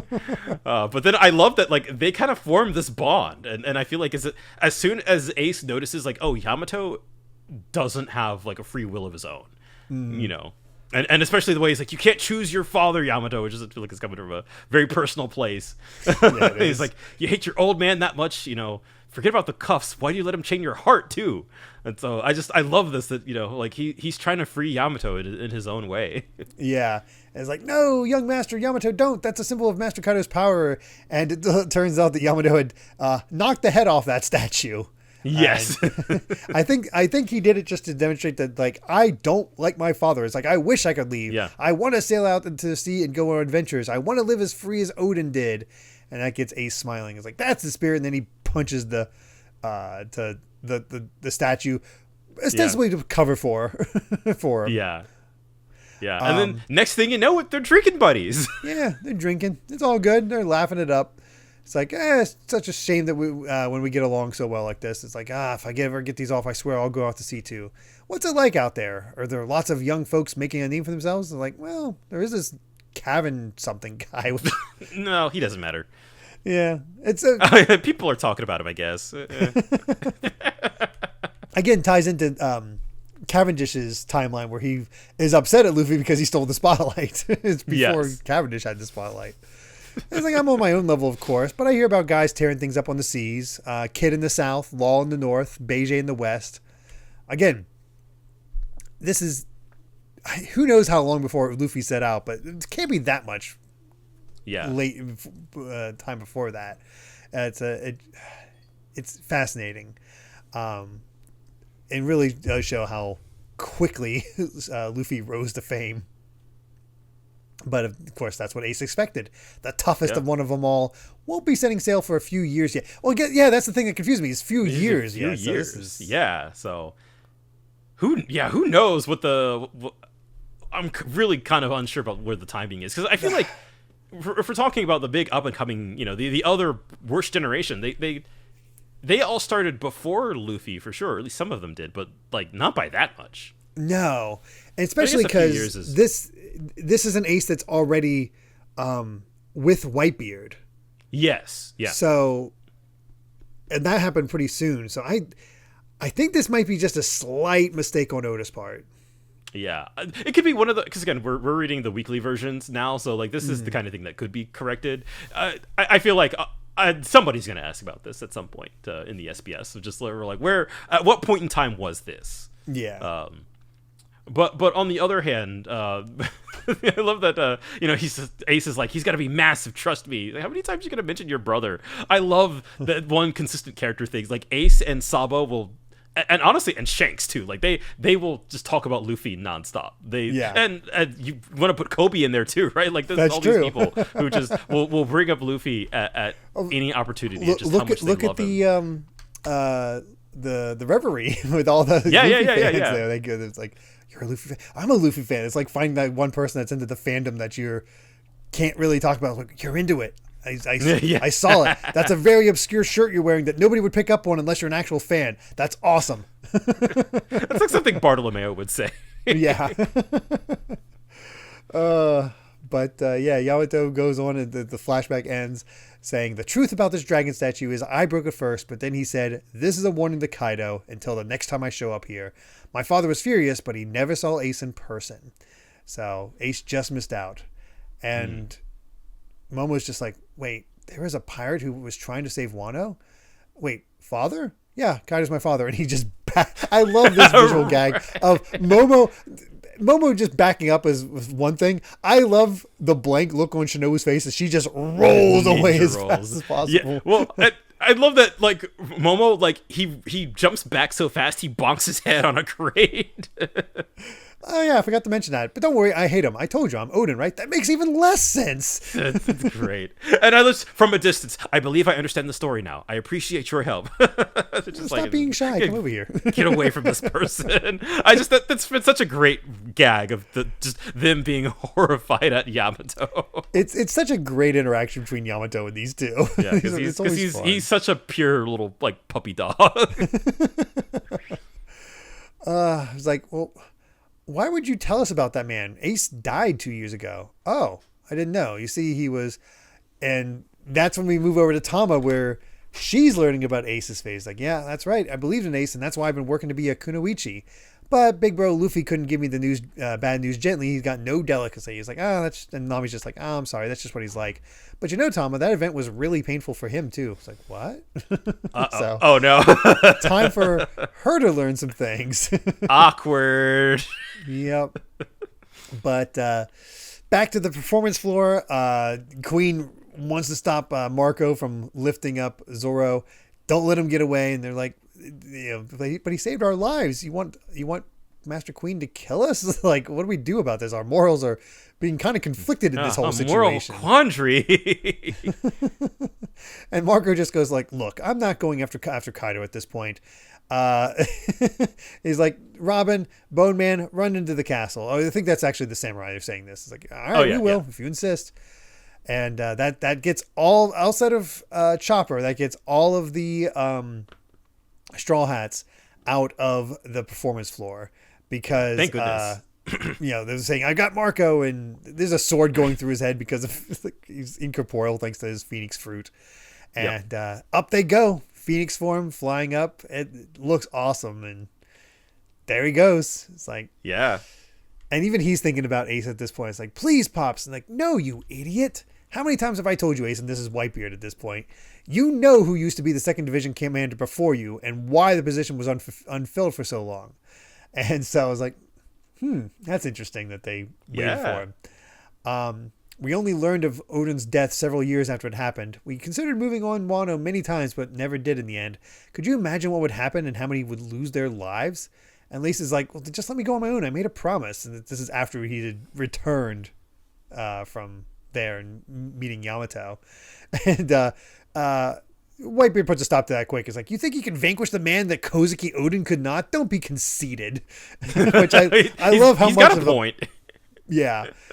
I think Odin could have beaten Kaido. And I think Kaido knows that, which is why he's also more upset. Yeah. In a fair fight for sure. But I like getting all of this context, especially when it comes to like kind of how we have sort of like these emperor crews kind of having to work around each other and stuff like that. It's like, why didn't, if there's so many folks who love Wano and love Odin on Whitebeard's crew, they probably could have, if they really wanted to, but just like, we're just gonna not gonna touch that. And I love the sort of the color commentary from Blackbeard where he's like, Odin was tough. I get wanting to take out the big shot commander though. And of course, he's Marco's like, Ace isn't doing it's a hunt down the big shots. And he's lamenting. It's like, can't keep my promise if I don't get stronger. That's just how heavy a promise you're bearing on your shoulders. And he's like, hey, if Pops ever gives you the go-ahead, send me an invitation. And Marco's like, yeah, I'd be interested too. In that case, I bet we could win already. And what's your basis for just suggesting that? I love the little detail that Marco actually has a tear reminiscing about this. It's like, we're finally doing it. Yeah. Marco and Izo are, kind of the two that made it. Mm-hmm. So... But Queen and King are ready to stop Marco. Like, they've transformed. Yeah. It's like, don't assume you can just fly right past us. All those samurai are surely dead by now. And once Odin's son is dead, the battle is over. If you really think that, you're in for a rude awakening. You're pitting yourselves against the new generation now. And somehow, I don't know if this is a thing before, but somehow Queen has Gatling guns in his throat. Yeah. He starts shooting at Marco, but no effect. Don't worry about it. And we switch back over to Tama, who's like, wait, Luffy's Ace's brother? Oh, then I touched a really sore spot for him. Don't worry. If he was upset, he would have told you. But here's an interesting part. More importantly, let's do that plan of yours. And I think Tama's how we're going to put a stop to these smile fruit users. She's kind of the only one who can. Yeah. At this point. Which, time for some ethical quandaries, but it's a little girl who's innocent, so it's fine. Yeah. We talked about it in the past. Would you rather have them working with Kaido or for a sweet little kunoichi girl like Tama? She's building up her own army, which, oh boy. And that's it's funny, Momo learning that, wait, Ace was Roger's son and Luffy's brother? Is this true? It's like, you're the ones who brought Luffy here to Wano, aren't you? Yeah. Well, out of all the pirates as numerous as stars in the sky, you happen to meet him and brought him to this country. That can only be an act of fate. After all, Luffy's name has the letter D in the middle, and she has the Odin's notebook. It's like, I want to read that notebook. Knows. Yeah. Yamato knows everything. Yeah, that's the really funny part, is that Yamato knows all this, thanks to Odin. Maybe that's why he's not able to go. He's not going to learn anything. It's just the sacred adventure. Yamato can't join the crew because he knows all the spoilers. Yeah, exactly. Can't happen right now. You just gotta bear with it. Yeah. But again, all that stuff about D and fate, and it's just it feels like it's all coming together, but we still don't know anything. Yeah, those who challenge the gods, and they're certainly coming across as godlike, as Zeus is absorbing a bunch of lightning, and Prometheus just sucked up a bunch of fire. They are huge, crackling, and looking dangerous. Yes. They're all recharged. It's like, so Straw Hat's not here yet. Kill as many of them you want, but leave Nico Robin alive. Of course, they know that she can read. It's like, wait, that three eyes of yours can't read the ancient writing? It's like, oh, you mean pudding? Who knows? I can't wait around for her true eye to awaken. Where are you going to put this island down? It's like, I love that detail. Is that the only reason Big Mom is doing anything for for Pudding is because she would be able to read the poneglyphs. The poneglyph. Yep. Which really does put into perspective not mom and family. Yeah, I was gonna say maybe a big mom, not a great mom. No, definitely not a great mom. But yeah, that's when Kaido's like, yeah, there's a castle in the flower capital that stands as the symbols of Kozuki. I was like, oh, don't they have a festival now? That's a lot of deaths. Yeah, not a problem. Easy to get more slaves. They just don't care. Yeah, of completely course. The classic villain. The classic villain line. And we get a vision of what it'll look like with Onigashima in the center. It's like, it'll make a nice capital as he's getting drunk again. Yep. And I love this little interaction. It's like, so your road poneglyph isn't there? It's too early to be showing your hand. No. Hey, don't insult me. It's not like that. I still think of you like a little brother. On the day that rocks fell into ruin at God Valley, I gave you that legendary model of the fish fruit. You owe me for life, Kaido. Whatever you say, we can talk after we get it. And it's like, it's not a dragon fruit. It's all these dragons that are dinosaurs, and nope. Kaido's a fish model. Yeah, exactly. Which one? It's funny. We see that the scales on his left arm, those weren't dragon scales. Yeah, those are fish scales. That's so. I mean, to be sure, these legendary models are extremely powerful. Just look at Marco. Phoenix powers, where he has for sure some elements of freaking I'm blanking on the terms of the Paramecium. Zoan. No, it's not Zoan, but the Zoan has properties of the. Logia. Logia, thank you. I don't know why I blanked on that, but because of him not being able to take, absorb bullets or them going through them, that definitely has properties of a Logia fruit. Yeah, for sure. So, yeah, that's such an interesting idea, and they don't say what the exact model is. Although I believe that the in retrospect that SBS kind of spoiled it. I think it said Seiryu model or something like that. This is a blue dragon. Okay. Yeah. Yeah. Which actually, that would make sense. Because Seiryu, it comes from that also comes from Chinese mythology. Which is a good way for me to bring up that the reason why the fish fruit can turn into a dragon is also most likely to be believed to come from the myth of the Longmen, the Dragon Gate, which is a mythology that basically is like, it's like a carp, like a koi fish. Like, if it's if you persevere long enough, basically you can go up up a waterfall, which that's how you get into Wano, and then once you get to the top, you go through a gate and you become a dragon. And it's the same mythology that Magikarp evolving into I almost said Digivolving for some reason. I've been watching Digimon lately. Evolving into Gyarados. Yeah. It kind of is a similar idea, basically. So nice. Kaido's Gyarados, which yeah, Gyarados can definitely mess some things up. He's got Hyper Beam. Yeah, that's also true. That's fun. But man, it's like, we could figure out that whole thing after we get it. The One Piece. That is, yes. So, it is also interesting the idea that they are. Look, I love one. We've got Zeus and Prometheus recharging. They're getting ready for the battle, and Kaido's just like, all right, time to take a swig. But also I like the idea that, like, hey, they are in an alliance, but the way that Big Mom is like, so where's that road poneglyph? It's like, I'm not going to tell you yet. And interestingly that we haven't found it yet. Law's looking for it, don't know where it is. So that is just kind of another one of those little mysteries. Mm-hmm. It makes you wonder how much trust there is between these two. That is also true. I mean, given that they had beef for basically like 40 years and have just now gotten over it. So I guess they're not quite back to being, I wouldn't even say friends necessarily. And I like the idea that during their time on the Rocks Pirates, that they were kind of like a big brother, little sister kind of dynamic. It's sort of interesting to think about. Big sister, little brother, according to Big Mom. Oh yeah. Did I say the opposite? Yeah. That's okay. Yeah. Like I said, Big Mom still feels like that wild card to me. I still have no idea who's going to be taking her on. I can tell you the worst place for her to be right now is right next to Kaido, as we have a bunch of people headed toward the roof. Yeah. It's like this.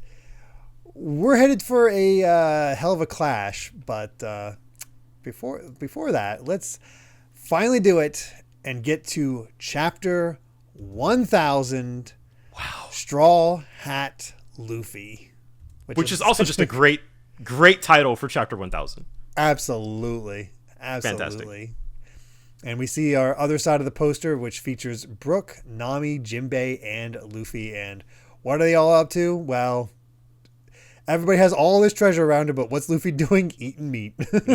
I love Brook's golden afro. Yeah, that's good stuff.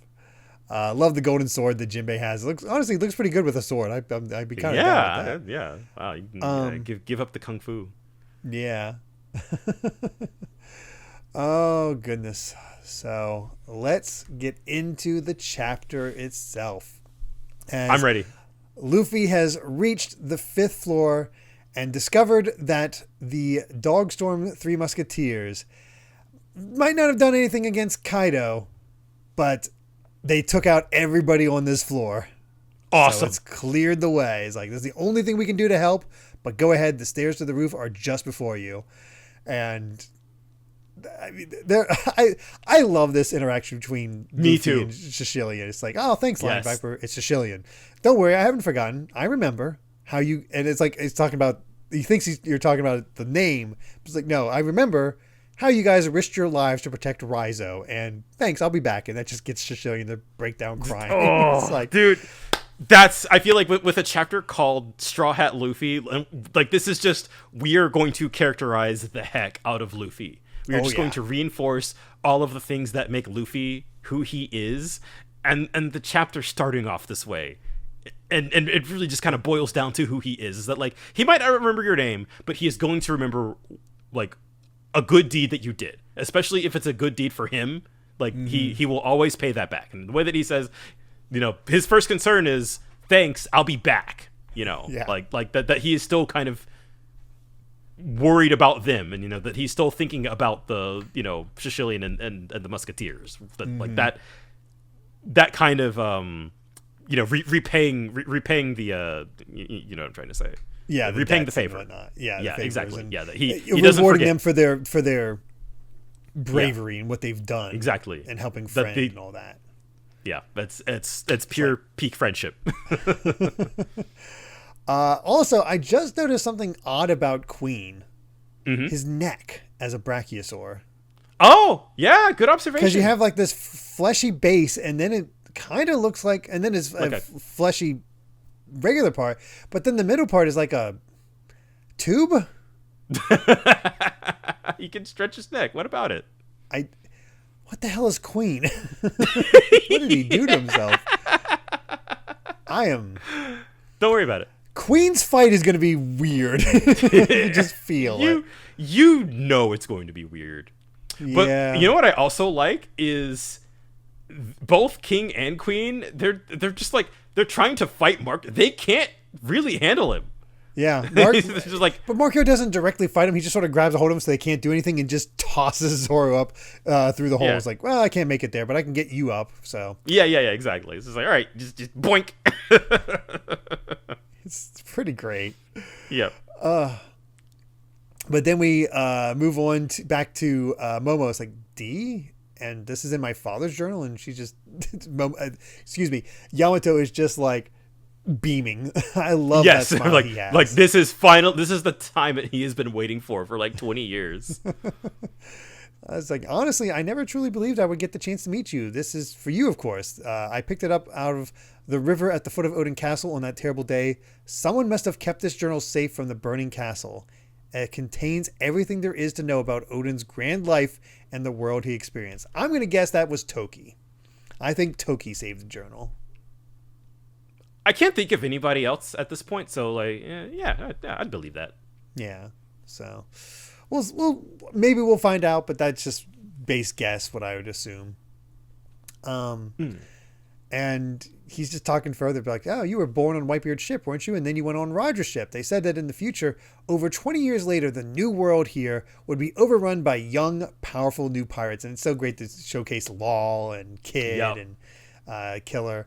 And it's like, man, that's what's happening now. I believe that Ace was the first and foremost among them. But when he died, I remembered something.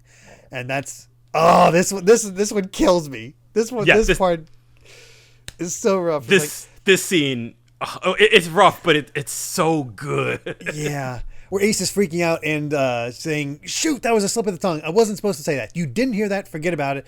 Anyway, don't laugh at that. Me and Sabo won't allow it. That's at the end of my little brother's dream. It's like, sure, when Luffy first said it, we laughed, but that's okay. Nobody else can laugh. We believe in him, which is, one, very sweet. Yeah, and of course he's completely drunk off his rocker at this point. What is that dream? Because it makes Yamato cry. I mean, Ace gets so serious. It's like, I really think he can make it happen. And that's why. Yep. And Yamato just gets up and has the journal. It's like, Ace, what's the deal? I'm not going to laugh at him. Those are the words the King of the Pirates spoke. The words that stunned Odin. And of course, the dramatic irony, of course, is that it's his dad. I know. I love that they don't mention it's like words that stunned Odin. And the Journal of Odin, there was a great man who said the same thing. Of course, I wouldn't laugh at him. Your brother is incredible. Huh, great man, huh? That's good to hear. Maybe one day me and Luffy should sit down with him for a drink. I bet you would have gotten along. Would have? He's already dead. You talking about a dead guy? It's like, no idea. No he's idea. Talking about Roger. It's nice that we get this confirmation, because I had to, during the Odin flashback, when we got to that scene, I had to very kind of tiptoe around it, that it's like, it's framed in the same way as it with Luffy, Ace, and Sabo talking about their dreams. But that doesn't mean it's the same dream, right? Just that it is sort of in a similar way. He says something kind of outlandish, and now I feel like we have even further confirmation that it is something that most people as Roger, and it's the same dream as Roger, and it is something that, like, it you would hear it, and you would, other kids laughed at him, at Luffy, for saying it, and grown adult men heard that from another grown man and were like, are you serious? It's so either impossible or weird or outlandish, and yet Yamato just like, no, I'm down. Yeah, I understand completely. Yeah, that, and I don't know what it is. That feels like, I don't know, almost an even more compelling mystery at this point than the One Piece itself. Now that we have this confirmation of Luffy's dream, because we always hear about Luffy's dream in the context of becoming king of the pirates, but now it is sort of like, the way that Ace said, it is after, what was the exact line? And that is at the end of his dream. Yeah, and I like that, because it adds an element that I don't want to pick on Naruto or anything like that. It adds an element that Naruto doesn't have. I want to be the what's it called? The Hokage. The Hokage. Cool. Be the mayor of your village. What next? You get the respect. What next? And I think that, that answer that does get fleshed out as that manga goes through. Yeah. And Luffy's is very similar, as where I want to be king of the pirates, but I like that Luffy's already thinking, what's my next step? I don't think Naruto ever thinks about the next step. It only sort of comes about. That's the thing. And again, I'm sorry, I also don't mean to dogpile on this, but like, you then also have, like, Naruto achieved his dream, and he's like a burnt out civil servant and a crappy dad, and that's like the one thing I did not want to see. Like that's just it is such a, it's kind of like a it's almost too realistic, right? Just kind of a downer. Oh, you kids have dreams, and you might even achieve your dream, but you're still going to become like a boring adult at the end of the day. And so I think whatever, like, for Luffy, it's like, whatever it is that he wants to do is something that can't be done unless he's king of the pirates. Right. And that to me is kind of what is so compelling about this mystery, because I feel like it is going to be the sort of like the de facto end of the story, right? It is going to be this is once Luffy actually does achieve this thing that is something so completely outlandish or he hasn't even told the crew yet. Nobody else knows this except for Ace and Sabo. Yes, and now Yamato. Like that is that is also another crucial point, that it is a sort of, it is a level of personal beyond sort of the found family that Luffy has found with the Straw Hat crew. So like it is sort of, again, just like that extra layer of mystery of like what is going on in Luffy's head at any one given time, that is like that he's fighting so hard to become king of the pirates, but also to become king of the pirates so he can blank. And not only that Roger also, he thought by completing the voyage and by getting to Laugh Tale that he would also achieve or become blank, right? So, and I couldn't even begin to tell you. There's no indication that he did or did not. I don't know. That's also true. That is also true. It's an interesting, like just simple writing exercise of want versus need for a lot of characters. Like Naruto, he wants to be Hokage. What does he need? Friends. And he believes that the Hokage will lead him to having friends, but he gets that way before he becomes Hokage, which is weird. It's weird that he fulfills his need before his want. And that also is interesting because, of course, everybody thinks like, oh, the One Piece is going to be the friends we made along the way, blah, blah, blah, which, hey, that could still be it. But I think the idea that, no, Luffy has attained what he, he wants a crew as well. And the adventure and the freedom also comes with that. So, yeah, it makes me wonder. It also makes me wonder if he's going to disband the Straw Hats the same way Roger did. I feel like it's too early in his journey for that, because Roger was together for a long time. That is true. Yeah. I feel like again, it just a lot more adventures. It feels like it's just another one of those things that feels like it's setting up the ending. I can see like time passing and then disbanding for an epilogue, but you'd have to let time pass and like here's the epilogue of what everybody's up to and so forth. Yeah, I could see that. Then you end off with the epilogue or however. Like, honestly, there's so much stuff to wrap up. I could see the epilogue of One Piece being like 30 chapters. At this point. I think it's earned the Return of the King's 5 different endings. You're right. Let's say it says 5. Let's go for 10. Yeah, let's do it. Why not? Oh gosh. We'll see what happens there, but I love, but I'm also agonized about the fact that was brought up. It's like, what is that dream? What is it? It's something I love hearing everybody's theories on, because there's just no way to know at this point. Yeah, we have almost nothing to go on. I could not guess. There's no way for me to guess. Yeah, I have no idea. Yeah, but interestingly, it's Yamato who provides Ace with his Vivra card. Yeah, which is also kind of done off screen, but how did he do that? We still don't know how Vivra cards are made, but we don't know how they work, but I guess it's funny to think, Yamato was the one who made Aces. Yeah. Just tear off a bit of it and give it to your friends you don't want to lose track of, or people you want to meet again. So let's meet up again one day, and they head off. And of course, then one day Ace's card just disappeared. Shortly after that, I learned the truth in the newspaper. I learned that Ace was Roger's son, and that his little brother really had made a name for himself as a pirate. That was Luffy, the man you brought here.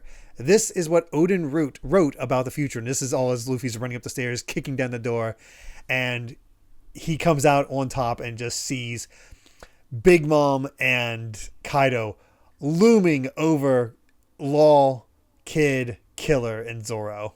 And it's such a good shot. So for such a small panel, that is a good shot. It is crazy. And I feel like before we talk about the rest, but just sort of the way that, what in Odin's words, over 20 years in the future, powerful pirates leading the next generation will come swarming into the new world. If I am dead by then, they will be the ones to strike down Kaido. And that is, and we just get that spread of all of like the new generation, the worst generation on one side, Big Mom and Kaido on the other. I'm ready. Honestly, when I saw this, I thought this was the end of the chapter because it's like it's so perfect. Like that's a good ending to the chapter. So, oh God, I mean, it's what a callback to Saboti. These are the three that teamed up. I pointed that out because I think by that point we had gotten to this. Yeah, I mean, we definitely started. Yeah, so that parallel of way back then, kind of setting up, Luffy, Law, and Kid as the big three of the worst generation, and here they are trying to take down two emperors of the sea. Yeah, and Kid tried to do this before with Apu and Hawkins. Did not work out. Yeah, so that's well. right. So maybe this will work a little better. It'll work a little better. Speaking of, we've not seen Hawkins since Drake got revealed. Oh, that's true. What is Hawkins' role in all this? Right, does he stick with Kaido? Does he just sort of stand back and does his card reading? Which honestly, I could see that just being the case. Yeah, that's another moving piece in all this. I don't know, but just. Yeah, I want to point out before we move on, I love the scene. The entire rest of the chapter, cinema. Oh, it's incredible. It is like there are moments where Luffy's Goku coded, but there's always a new twist to it. This is a full on Goku moment where he's arrived, the enemy is there. But I'm not going to bother with you because something more important to me has happened. You've messed with my friends. You've put them in this situation, and this is straight up Goku like arriving. I guess arriving on Earth to fight the Saiyans, and then also on Namek. Earth or with Namek, where he's just selling things. So something one of those two. Because it's just and because they're looking at him, it's like, and they're trying to have this conversation where they're trying to be like. Pump themselves up. It's like, Lin, can you guess what this boy said he would become? Right to my face. Oh, he's a saucy one. He talked a big game to me too. And he destroyed my castle. You owe me an apology for that, straw hat. Luffy says nothing, is somehow on the other side of them so fast that they don't even notice. Like there's like, I think you get the sense of like what they're kind of all about because maybe seeing a little bit of Prometheus. I think it's so sudden they don't even realize because they're still doing their strong faces and Luffy's just on the other side, eyes clouded over. It's like, and it's so interesting that they're not impressed by the speed. Kaido's just like, hey boy, say it again. Tell us what you're going to be right here where we can hear you. And Luffy still ignores him and just bends down to Kinemon, who is in rough shape. Yeah. All of them are. It's like, it just goes, are you all right, Kinemon? I'm sorry it took me so long. And he's coughing up blood. He's seeing the rest of the Akazaya 9. And they're looking not so good, which is it's definitely a shame. It's like, and you feel for Kinemon at this point. It's just, alas, when I pass on, I have nothing to show Lord Odin but my shame. And it gets to you a bit with it does. He's bloodied up. He's crying. It's his last plea for help, right? Like he grabs Luffy's coat and he says, "Will you put Wano on your back?" And of course, by this point, 1,000 chapters in, you already know what Luffy's going to say. Of course, I will, you dummy. It's my friend's country, and it just gets he's just crying. Kinemon's just tearing up, absolutely sobbing. Crying and. It's been 300 chapters of these guys together. From all the way back in Punk Hazard, where he literally saved Kinemon's butt. Yes. Ironically, the from journey a dragon. Yeah. And I love this where Kaido's just like, hey, boy, he's just raising up the club as Luffy's over there. He's like, and Kinemon's just like, I am in your debt. And Luffy shouts out, Traffy, send them all down below. And boom, safe space. Yeah, Law also looking pretty badass. Oh, yeah. They're all looking pretty incredible. Honestly, the only one that never...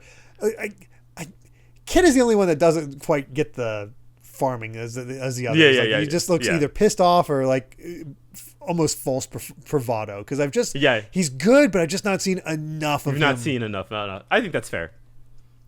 So I hope he gets a good moment to show off like Law does.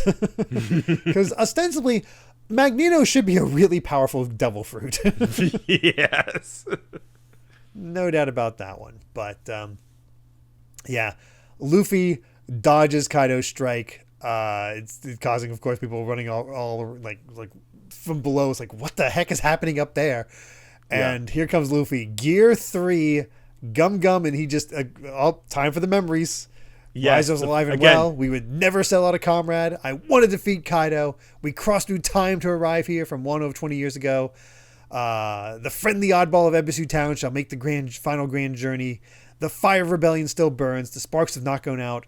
Lord Odin, beloved by all, was taken to the Flower Capital as a criminal, tried and executed. Just all these stories, all these people he's met throughout Wano. Yep. And then we see Kaido glare like, oh, Luffy, like, oh, he's trying to attack me, and you think like, oh, this again, like, all right, whatever, like he's completely unbothered by it. And then but Luffy, you see like this fire behind him, and then you see the punch land. And it looks like it connects. Yes. Like this, and not only that, it's just Kaido straight face down in the rocks. And it's, yes, what I believe this is the first time we've seen Red Rock, yes. Right? Yeah, yes, it is. It is the Gear 3 version of Red Hawk. Oh, that's good. It's a good name. That's so good. Yeah, and I like how it freaks out Big Mom. She's like, Kaido, what are you doing? How could you let him hit him like that? Let him hit you like that? And you get Kaido being like, what the hell? Yes. And then we finally get it. Because as soon as they say it, Luffy, say it. What are you going to, what did he say to me earlier? It's like, have to. There's only one way to end chapter 1000. Say the line, I am Luffy. Monkey D. Luffy, and I am the man who will surpass you to be king of the pirates. We got a rematch, baby. Oh, yeah. It's time for the rematch. It's time for the run back. After 90 chapters. I don't know which is more satisfying. Kaido getting punched into the ground or Big Mom feeling like she has actual fear. Yeah. That might actually be the first time that we've seen Big Mom be like, oh, whoa. It's like, oh, crap. Oh, yeah. So that is, I think, it is a fantastic tone setter for... I mean, we were talking... I've been talking about kind of the big moment of chapter 1000 and talking about like, oh, okay, Onigashima is effectively basically, 80 straight chapters of fights, but sort of the nature of kind of the build up and how we're going to have to deal with two emperors, and the idea that we are going to fight both of them at the same time with Luffy, Zoro, Law, Kid, and Killer. Is a 5v2. Yeah. So I am. There's so many possibilities for this fight because just the team up of Law and Luffy versus Doflamingo was great. Was really good. So, oh man, yeah. Have we? Is Luffy's fight against I'm blanking on his name from Whole Cake, is that still considered the best fight, or has another fight overtaken it since? It is still my favorite Luffy. It's still my favorite Luffy fight. Okay, interesting. Yeah, interesting. Yeah. So I will confirm. Yes, that I guess since we're now Luffy versus Kaido has technically started. I don't like this fight as much as Luffy versus Katakuri, but like that's I'm gonna assume it's still a pretty damn good fight though. it's pretty. I mean. It's long. I mean, I think that's going to be the biggest thing. Is that the pacing of it is going to be a big deciding factor. But I think we're also going to have a lot of cutaways during the fight. 100%. Like we have a lot of minions to take care of before we get to this point. It's not only that the worst generation are fighting the emperors, but we are kind of putting, the Straw Hats, I think, kind of they're getting into position if not have already gotten into position. Sanji's not gonna no. who's gonna take ulti, who's gonna take Black Maria between Robin and Nami? That's your question at this point. So I don't know. This to me, I keep looking at this spread, man, and I'm just like, this is it. Like we're kicking off all these fights. Like we've been building up to this for the past like 20 chapters, but it is just like, okay, we're here. Onigashima in the sky. Let's just do it. I almost wonder if things are going to break off even further at some point, because I can almost see King and Queen coming up to join this battle. Right. We there's also the King and Queen aspect as well, with them being, the 2 and 3. Do you allow Law and Kid to get their own victories in some way, or are they going to be the Akazaya 9? Oh, God. Where they get some good hits in, they're putting up a good fight, but it's not enough. Those are sort of the big questions going into that, because there's 3 big names to take care of throughout all this. It's Kaido, it's outside of Kaido, it's Big Mom, Queen, and King. Yes. Where's all that? And who gets who? Who gets who? Who gets who? Also, now, I just had a thought as I was going through this, because it's all card based. Can Kaido also mean ace? Because I'm like, we don't have an ace in this deck. Because we even had a Joker thanks to Doflamingo with this whole operation. So who is ace when it comes to all of this? I don't think Kaido has any sort of particular meaning. Yeah.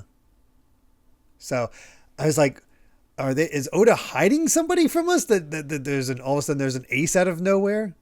Or is Kaido ace himself? Which is weird to say, because we were talking about Ace this chapter. Yeah, that's also true. Which it might be another reason we don't want to have a character named Ace in all of this. Yeah, exactly. We'll call him Trace, like for kids. Oh, there we go. Perfect. I'll never understand that change. I'll never understand it either. That's so weird. But yeah, I mean, you hyped this up. Absolutely worth the hype, between little bit of like lore moments to just... Here's the fight. Let's get to it. Yeah. This is it.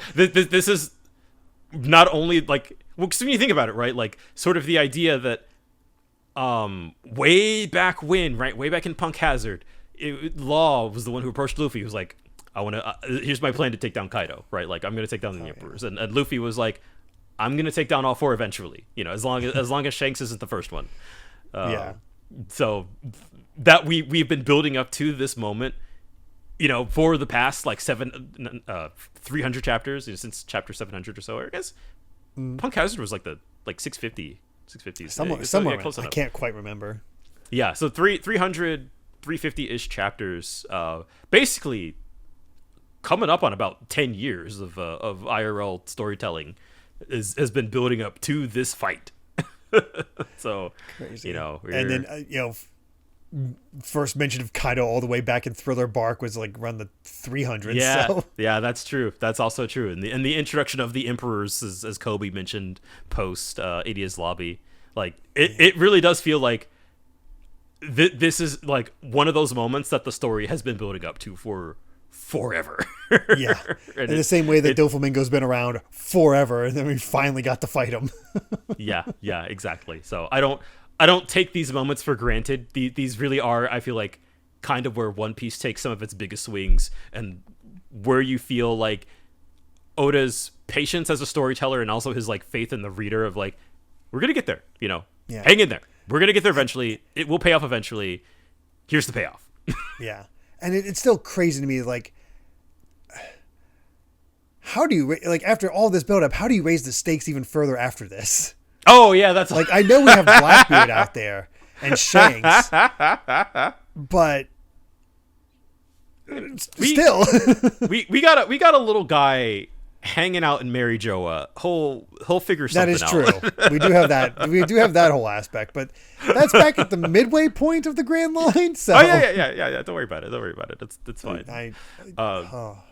Of course, the other thing I wanted to mention was just sort of the idea also of like just tapping into Luffy's growth also over the Wano arc, because I feel like that is also an aspect of what is going on here with the of course Luffy's got to lose to the villain before he can come back for the rematch, and just sort of like the way in that first fight where it really felt like nothing he was doing was really doing any damage, and then just this first time new attack, even Kaido is like, oh, that and especially after that, fight that he had with the samurai, where it felt like he was kind of like he was reacting, but maybe not that much. This really feels there like was reactions to it where he's like kind of surprised that they're actually managing to do kind of well. I'll let them get their shots in since I feel bad about Odin. We'll see if we can get something out of this. This Kaido got dropped. Like this feels completely different. This feels like, oh no. What that being said, it's God knows how many chapters, and I'm sensing a crocodile-like situation here where you think we're not done yet? You're back in there. You have an idea. You've got one piece of the puzzle to take care of the issue, but it's not enough.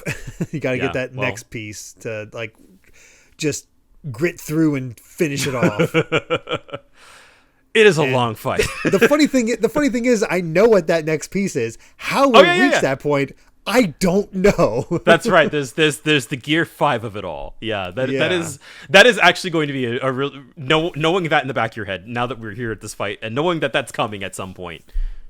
How we get there is going to be truly fascinating. It makes for a very different read from me than it was for people reading chapter to chapter because, there's been no indication of a gear 5 at all. To be fair, there's no indication of a gear 2 or 3 in Nina's lobby until it showed up. True. But yeah, so, and even by the time 4 came around, you could kind of feel like, oh yeah, he probably did something like that during the time skip. Like that felt like a good time to be like, okay, he's got this somewhere. But yeah, it really feels like if that was something he could do right now, he would do it. Yeah. So I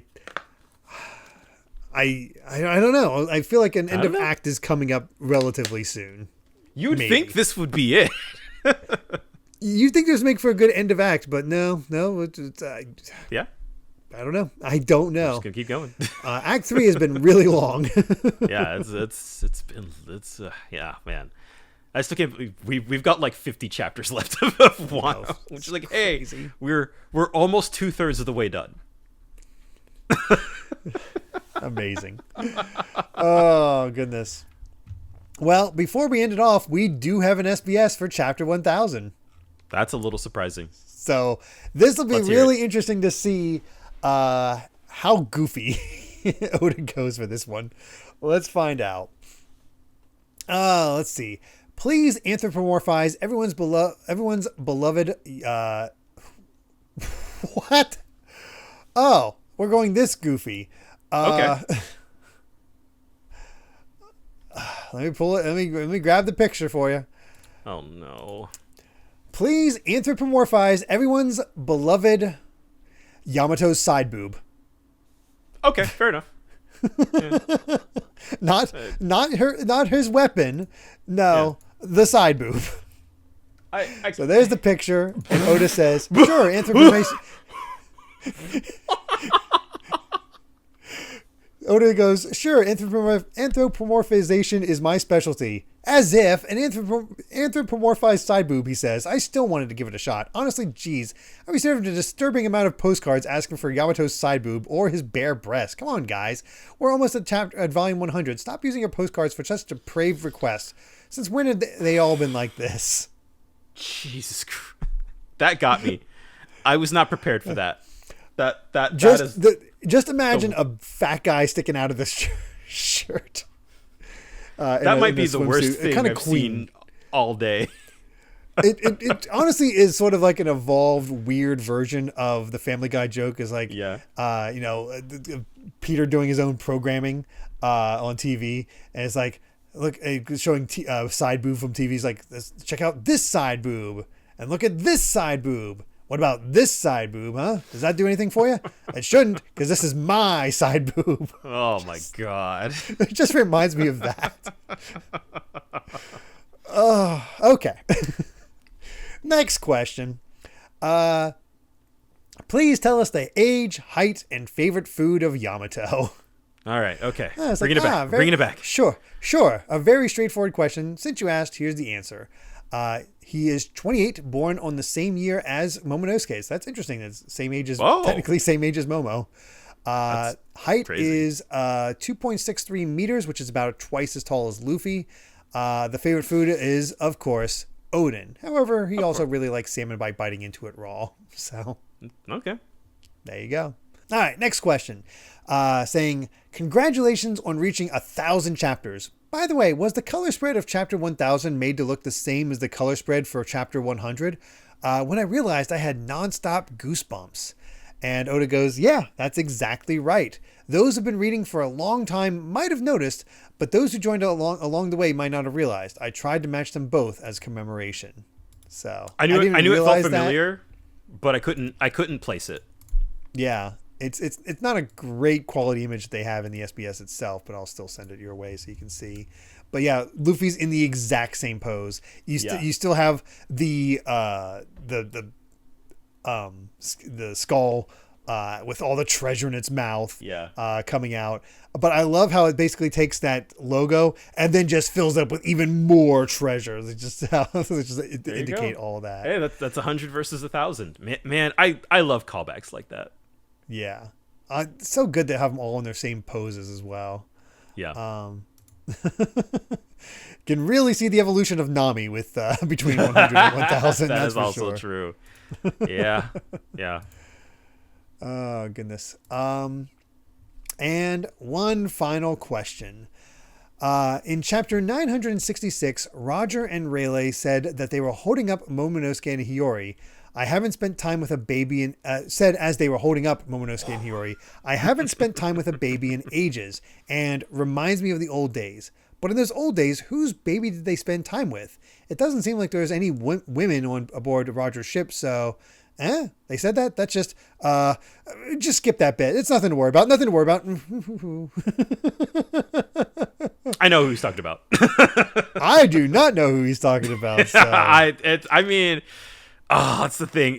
If I said it, if I pointed it out, if I gave a hint, it would be really obvious. I'm just not gonna say anything. I would have thought it'd be Roger's, future. Yeah, you would think. Yeah, like the mother of Ace. But it would be before. Yeah, the timing doesn't quite line up. So it doesn't. Well, so I don't. That is a question that has an answer, and we have like 178 chapters left. So we'll find out eventually. That's so interesting. Yeah.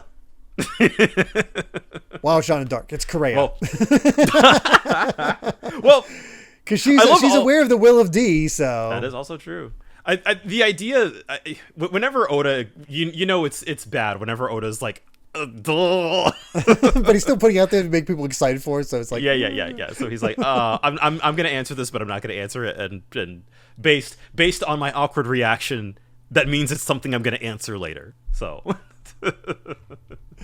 Oh, and even while we were covering that chapter, I was also like, oh yeah. That's really funny. Oh boy, but that'll do it for this set, and we made it. Cinema. Crazy. Put my hands in the frame. It's crazy. Cinema. 1,000 chapters, man. We did it. I'm so happy that we did it. It's so cool to be this far into the podcast. Seeing you react to this for the first time, right? Like that. This was stuff that was maybe 5 or 6 years ago at this point, so it still feels fairly fresh. And this, but I couldn't wait. As soon as we finished recording the last set, I read this. I made sure to not have any influence of future chapters for what I was saying for the discussion, but I could not wait, because usually I read it on the day of us recording. I couldn't. I had to see what 1,000 was all about. Yeah. I mean, I can't blame you. It's a big milestone, right? And I feel like that. I think that might have been the first time you've just like straight up read ahead. Yeah, I never read ahead before this point. It's the only time I've done it. 1,000 chapters is I think you earned it. Yeah, but I also read it twice. I did read it today as well, so just to make sure I was as fresh as possible. But I needed to see it.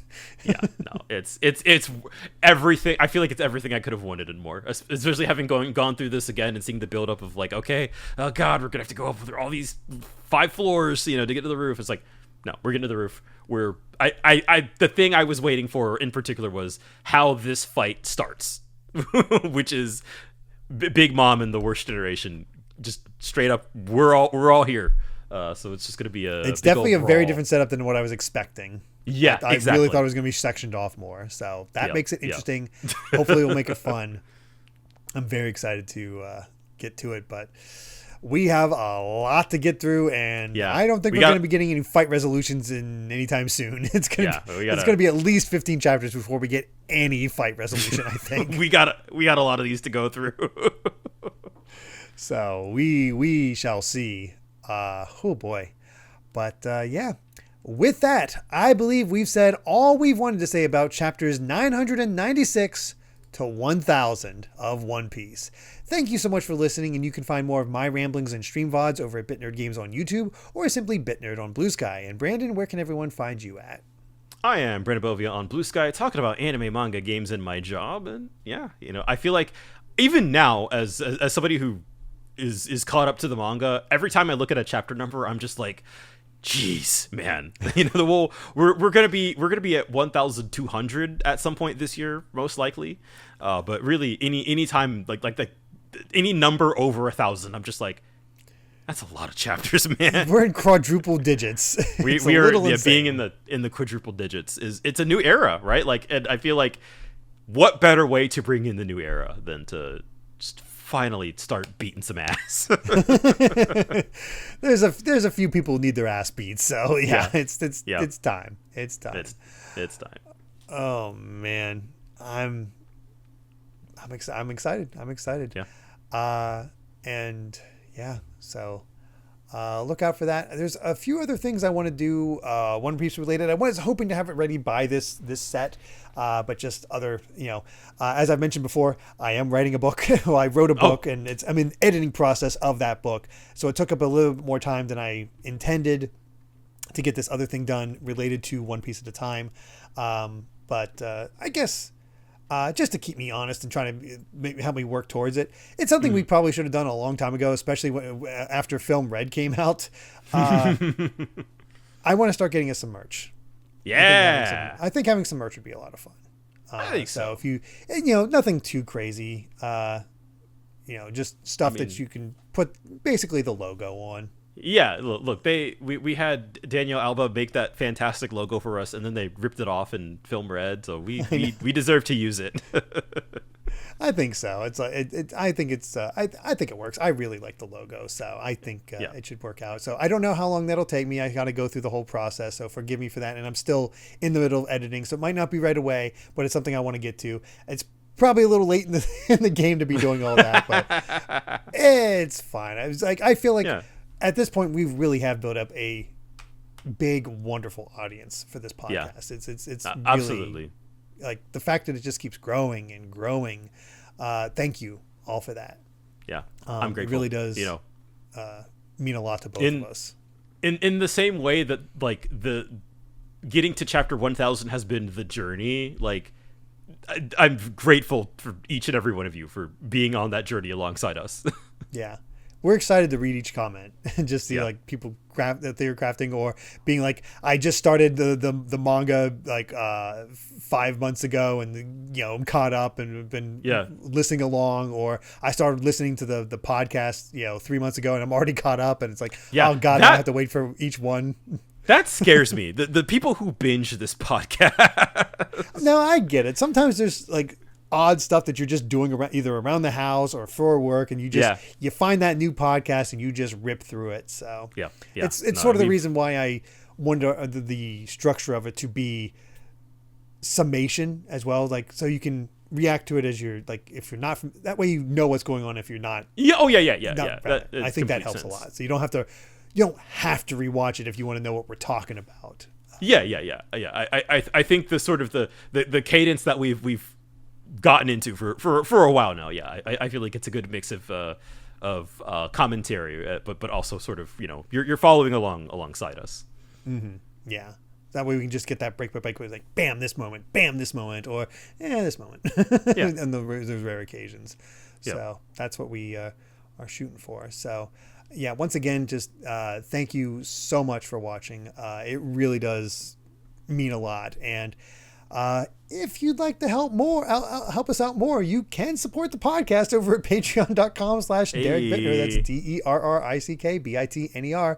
And you get to listen to the next episode ad-free 3 days early, as well as patron-exclusive bonus episodes. And I think we're going to be getting into episode commentaries since we're into these sections, and you're going to be picking out some episodes for us to react to in the future. That's going to be constant, but we're going to have a few in there. So if you want to see me react to apparently gorgeous One Piece animation, that's your golden opportunity there.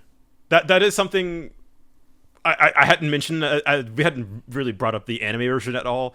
The anime version of Chapter 1000 is, I still think, like, the best looking episode of the anime. Just straight up. And maybe one of the best looking, like, singular episodes of anime I've ever seen in my life.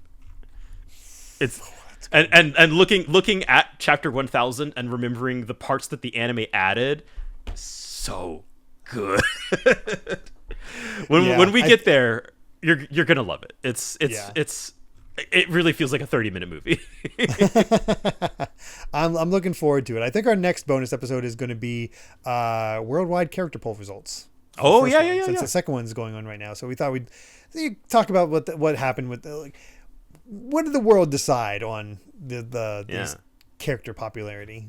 So, good stuff. But got all that over in the Patreon, and of course, make sure to return next time as we discuss chapters 1001 to 1005 of One Piece. So until then, my friends, bye. Remember to take life one piece at a time.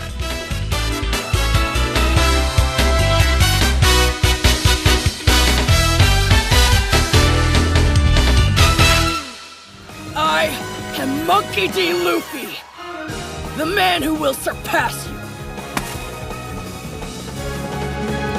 And I'm gonna be King of the Pirates!